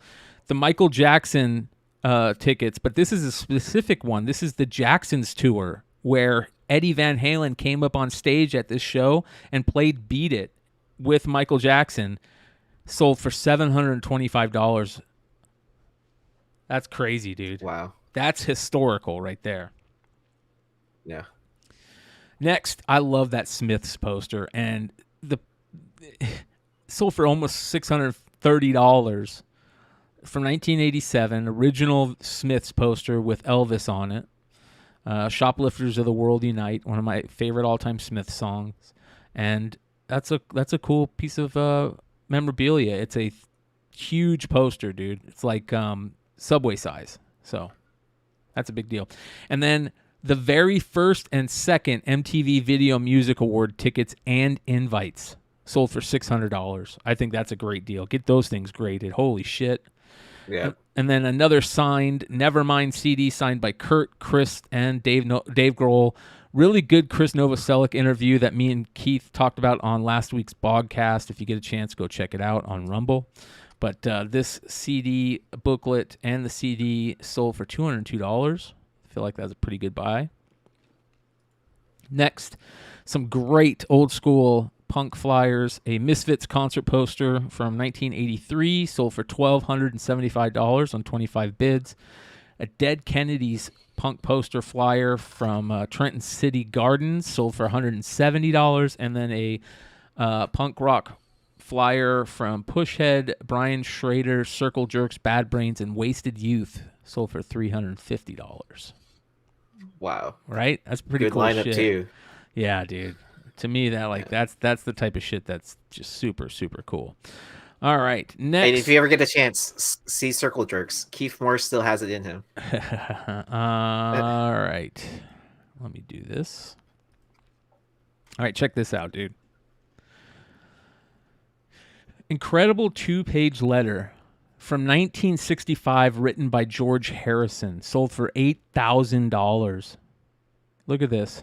George Harrison, he wrote it. Dear Paul, I thought I would write a quick letter to tell you that I have been receiving all the records, etc., and also to say thanks for them.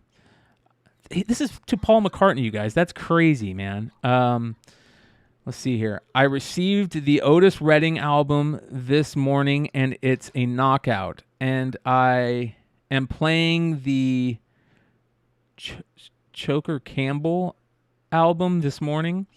Man, I want to read the rest of this. Hold on. This is cool. This moment. He's not bad, but I do prefer the vocal versions of most of these tunes.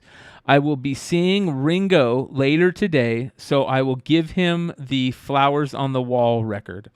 We have been in the studio lately doing 16 new tracks for a single and LP, and so far we are pleased with what we have done.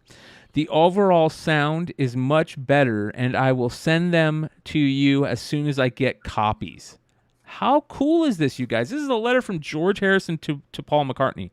Well, even though I am free today, I still have a few things to do, so I had better pack it in now. Thanks again for all the records. Say hello to everybody for us. Keep fit, and I just remembered John, Paul, and Ringo send you their regards. And also everyone else at the wonderful Radio W. Best wishes, George. P.S. Have you heard I'm Coming Through? The track sounds Inc. recorded while we were in L.A. It's very good, but I think it will do better in the U.S. than in England if Liberty get the plugs going. That's so cool, you guys. That is so cool, man. Sold for $8,000. Just very, very cool for whatever Beatles fans. All right, you guys know I love talking about picking up these storage, action figure storage things, lockers. Well, here's a vintage C-3PO storage figure case that came with figures. Sold for just under $500. Let's take a look at what figures you got. So it came with the card, which is pretty cool. You don't see that very much. Here's the figures that it came with. Ooh, the Send Away Palpatine and Anakin. Those are tough. And the guns. Leia Bush. I don't see anything really crazy on this one. But again, be on the lookout for these figure cases. Sometimes they're full with just great figures. Yeah, nothing too crazy in this one that I see. But let's take a look at this one. Here's another one that sold. This is the Vader version that sold. This one sold for $400. Let's take a look at what is in this one. Okay, it looks pretty good. Comes with the paper too. We got Vader. We got the Bespin guards. We've got Lando, the Tusken, a Jawa, Gonk Droid, Han Solo, Boba Fett. There's Boba Fett. That always sells well. IG 11. Is it IG 88? IG 88. So not bad, whoever got this. There we go. But next we have one that sold for a grip. This is the Empire Strikes Back, or the Star Wars case, the original Star Wars case, the mini action figure case. This one sold for $2,300, almost $2,400, you guys, on 26 bids. Let's take a look at what was inside. All right, it's got the card, and it's got Greedo. It's got Tusken Raider. It's got the X-Wing pilot, Hammerhead, the medic droid, R5, whatever, the guy that's in Mando right now. So nothing crazy. Oh, it's got a bunch of stormtroopers. There we go. Look at that. It's not the one that's worth a lot, but so maybe just that case. Oh, this is maybe why. Oh, there's why, you guys. That's why it sold for so much. All the original weapons. Oh, all the original weapons. Look at that. Holy cow, you guys. Oh, wow. Yeah. Telling you guys, be on the lookout for weapons and accessories for old school figures. They sell for a ton. Congrats, Nate. No, I don't know. I know, right? Yeah. Look at that. Look at all those. Holy Christ. So that's why that sold for so much. All right. This is that G.I. Joe seller I was telling you about. Look, and this seller's name is Crown Point Toys, you guys. He's got 99% positive feedback, over 13,000 items sold. I suggest you follow this guy. Look at some of the stuff that he has that he sold this week. I mean, just crazy stuff. Here's another one of those 70th anniversary, a G.I. Joe Rhino. I had one of these. Night Ops Humvee. Here's the Conquest from 2008 with Slipstream. Here's a Conquest X30. There's the A10 that we already saw. There's the they called it the Locust, but it came with Wild Bill. This is what was crazy. He's got all these original 85 vehicles graded. Here's the Night Landing Raft. So it was a CAS 80, sold for $411. Here is the Forward Observer Unit, sold for $400. I mean, this is just awesome. He's got the Collectors Club Cover Girl, Collectors Club Combat Engineer. Here's Pythona. That's a figure that they never released until 2016. Here's the Tiger Force Outback. Oh, man, these are great. Tiger Force Shipwrecks. There's Cobra Rattler 2002, Toys R Us exclusive. Here's a quick kick that was a mail away from Brazil, $20. There's the Pimp Daddy Destro 2007 version, the remake. There is Roddy Piper, the 2007 Joe-Con figure. $800 almost. I mean, this guy is amazing. He's got a bunch of old Dungeons and Dragons. Tons. He's the guy that had the Warduke figure. Mutagen Man from Teenage Mutant Ninja Turtles. He's got a ton of G.I. Joe stuff. So be on the lookout for this guy. Go give him a follow. I think he might be somebody to keep an eye on. He's got, look at this, a 1989 Alley Viper AFA CAS 85, sold for almost $800. How about some Takara G.I. Joe figures? These are Japanese. Scarlet, Gung Ho, Roadblock, and Major Blood. He's got a lot of convention exclusive G.I. Joes. Here's the Dreadnoughts Japanese versions for $560, all graded. Here is the Conventions Club Big Lob from 2010 for $1,000, you guys. That's nuts. Wow. Some GoBots. There's the original Dragonfly. This is cool right here. Cobra Commander mail away figure, CAS 85 with the file card and box, $811. This is a Nate piece right here. Oh, yeah, definitely. This is so cool. Tiger Force Wreckage figure from 2003. I'd love to see a toy episode with you, Mercenot, and Nate, like all sitting on the panel. Like, right? Just, yeah. That would be a good show. Here's a Jabba sail barge he sold. An original Wolverine Secret Wars figure. Man, this guy has a ton of stuff. Mythic Legions Deluxe Night Builder set. Those are pretty cool looking. Those Mythic Legions sell for a lot. Vintage Adventure People. I remember these. Fisher Price Adventure People. There's the Roddy Piper. That's cool right there. Python Paraviper from Python Patrol. That's awesome. I've never seen that one. I have these right here, all these Valorverse Venoms. I got a ton of them. I got to pull those out. This is cool right here. Battle Force 2000 Avalanche figure. I remember Battle Force 2000. I have these too, all these. I got a ton of these figures I got to pull out, man. There's Terror Wolf. So this sell. Oh, look at this. World of Warcraft Human Paladin sold for $400. Oh, wow. Weren't those made by like McFarlane Toys too, or something? Like that? I don't think the first ones were, but let me see here. Okay. Yeah, I don't think the first ones were, but he did make some. I have this, the Python Patrol 2003 set. Oh man, look at this.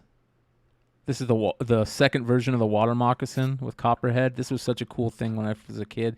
Here's the Tiger Force Rattler, Target exclusive. Yeah, this is just cool. Here's the Marvel Legends figures. I got a bunch of those I got to pull out too. So this guy has just all the cool stuff. Check him out. Again, name is Crown Point Toys. 99% positive feedback with over 13,000 items sold. All right, next.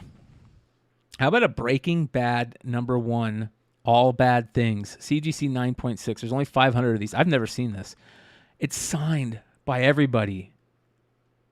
Look, signed by all the cast. So it's like an AMC like promo comic or something like that? AMC 2013. $500.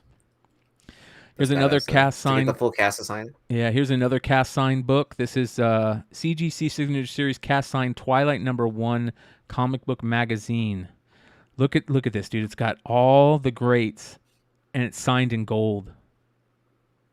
Oh, that's sick. That is sick, dude. That is a cool piece. Well, I mean, I know there's like a lot of horror conventions and stuff like that. So, but I would just imagine that it's really hard to get a CGC rep. This is to follow Turkish. you around. This is from Turkey, you guys. Sold for $300. I think that is amazing. It costs well over that to get that signed. Yeah. I mean, Jesus. There is probably how many signatures? I mean, there's a ton of them. There's got to be, let's see here, 1, 2, 3, 4, 5, 6, 7, 8, 9, 10, 11, 12, 13, 14, 15, 16. 16 signatures on there at least. All right, next, how about a Walking Dead #2, Raw, signed 7 times by the entire cast, $564. Wow. Herschel, Andrea, got them all. Dale. Signed 7 different times by cast members, include Herschel, Andrea, Dale, and 4 others. Sold for $564. And finally, you guys... Go ahead, bro. I feel like just like even a couple of those signatures probably cost well over a few hundred, right? Yeah. Kung Fu Pimp says, I shop at Crown Point's brick and mortar store. Congratulations, man. That's a great store to have to shop at. That is awesome. Tell them we said what's up and we love their store. Elvira's comics, you guys. I've talked about these before about how much I love these, and I think they're so underrated, and somebody got lucky.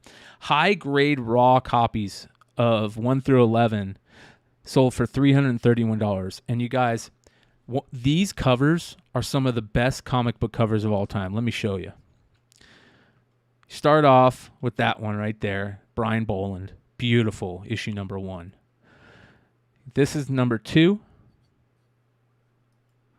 #3. How about a killer? Is this Dave Stevens or Bill Sienkiewicz? I can't remember. This is another great one right here. There's Bill Sienkiewicz right there. Photo. And then my favorite one of all time, the Dave Stevens #11. And then just one of the all-time greatest runs of covers ever for the Elvira 1 through 11, including the holiday special. $331. Be on the lookout for these covers, you guys. They're some of the best. And they're so hard to find in high grade, especially that Dave Stevens. Well, that issue 1 too as well. Yeah. Great. The Boland. Yeah. This one right here is hard to find in high grade. The Sienkiewicz one is really hard to find in high grade. This Probably one's the hard full to find in run. high grade. It's just... Yeah. It's killer, dude. It's some of the best stuff. So that is the market report for March 15th, 2023. Hey, you guys, thanks for hanging out with us. We got one last thing before we go. One of the things that you guys missed that Richie was smart enough to videotape live before the show. Let me show you. So, all right, this right here, you guys, is pretty awesome. Now, Richie has the hot hand. He pulled a Father's Day Blue Gold Cup Julio Rodriguez right before Friday's Hot 10, right? And then before tonight's show, he pulls this.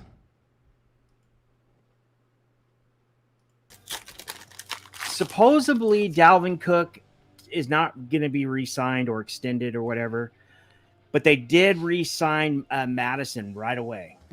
And if that's the case, and Dalvin Cook ends up moving somewhere else, you got Alexander Madison, who's your strong RB1, and his backup, Kenny Nwangu, is really good as well. It's not a done deal. Ooh, here we go. Kyer Elam.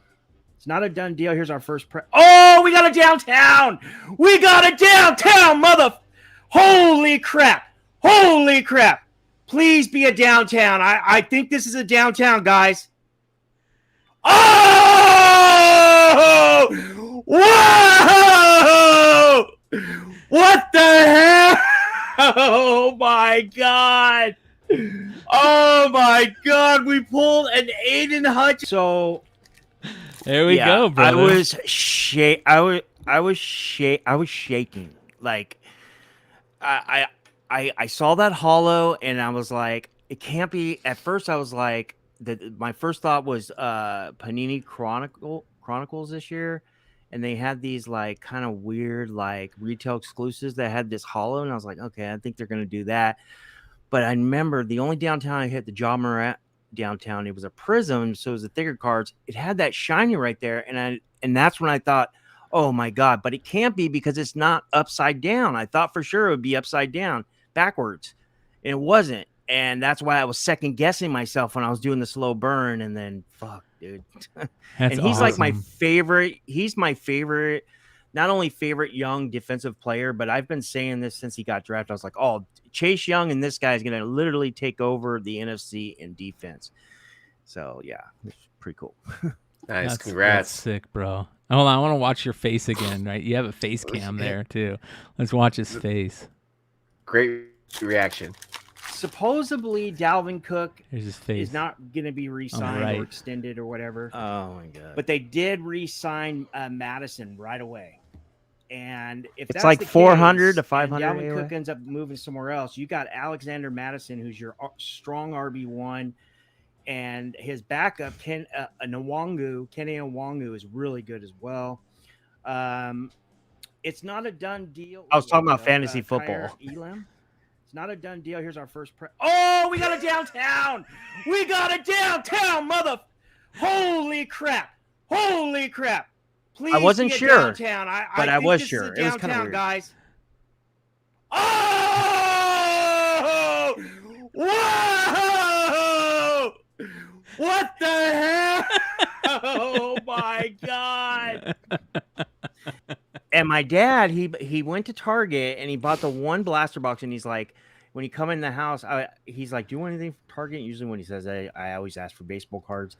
He's like, they didn't have any baseball, but I just walked into a restock, so I went ahead and grabbed the last one in the back. How you guys you always talk about the damage box and all that stuff. I would grab the last one, and I go, well, I just pulled a huge card out of there, and he's like, what? That's amazing. Oh man, that's awesome, bro. Congrats. Nice way to end the show. Ladies and gentlemen, thank you for hanging out again. I want to remind you guys, download the Discord app and Discord program. If you guys are watching on your computer or PC, you can download it for your computer or PC. It's free. You can also get it online for your phone app. So you guys can start calling into the show. There are call-in sections for every show. So all you have to do is enter the show call-in waiting room under each section. There's the Bogcast waiting room. There's the the Wednesday night show waiting room. There is the Modern Comic Mayhem waiting room. If you guys want to call into the show, this is all you have to do. It's super easy. Just set up your mic and your cam or put in your Bluetooth headphones for your phone. Very easy setup, very easy to use this stuff. We are going to be building a huge community here. Thank you to everybody that's reached out that are members. Please continue to reach out to me if you're a member. I want to know if you are in the $5.99 tier or above to start setting your roles if you're on the Discord so you guys get extra privileges. We're going to be doing a lot on the Discord, so make sure you guys check it out. Beyond Wednesdays, in the link to join, the invite link is below in the description below. Please call in. I can't wait to hear from you guys. That being said, much love. We will see you guys tomorrow. The Bogcast live, finally back on YouTube after being banned for 3 months. We'll see you there. And then Friday night, we got the Hot 10 and Drunken Chat. And then Saturday night, we have Modern Comic Mayhem. Much love, you guys. We'll see you soon. Peace.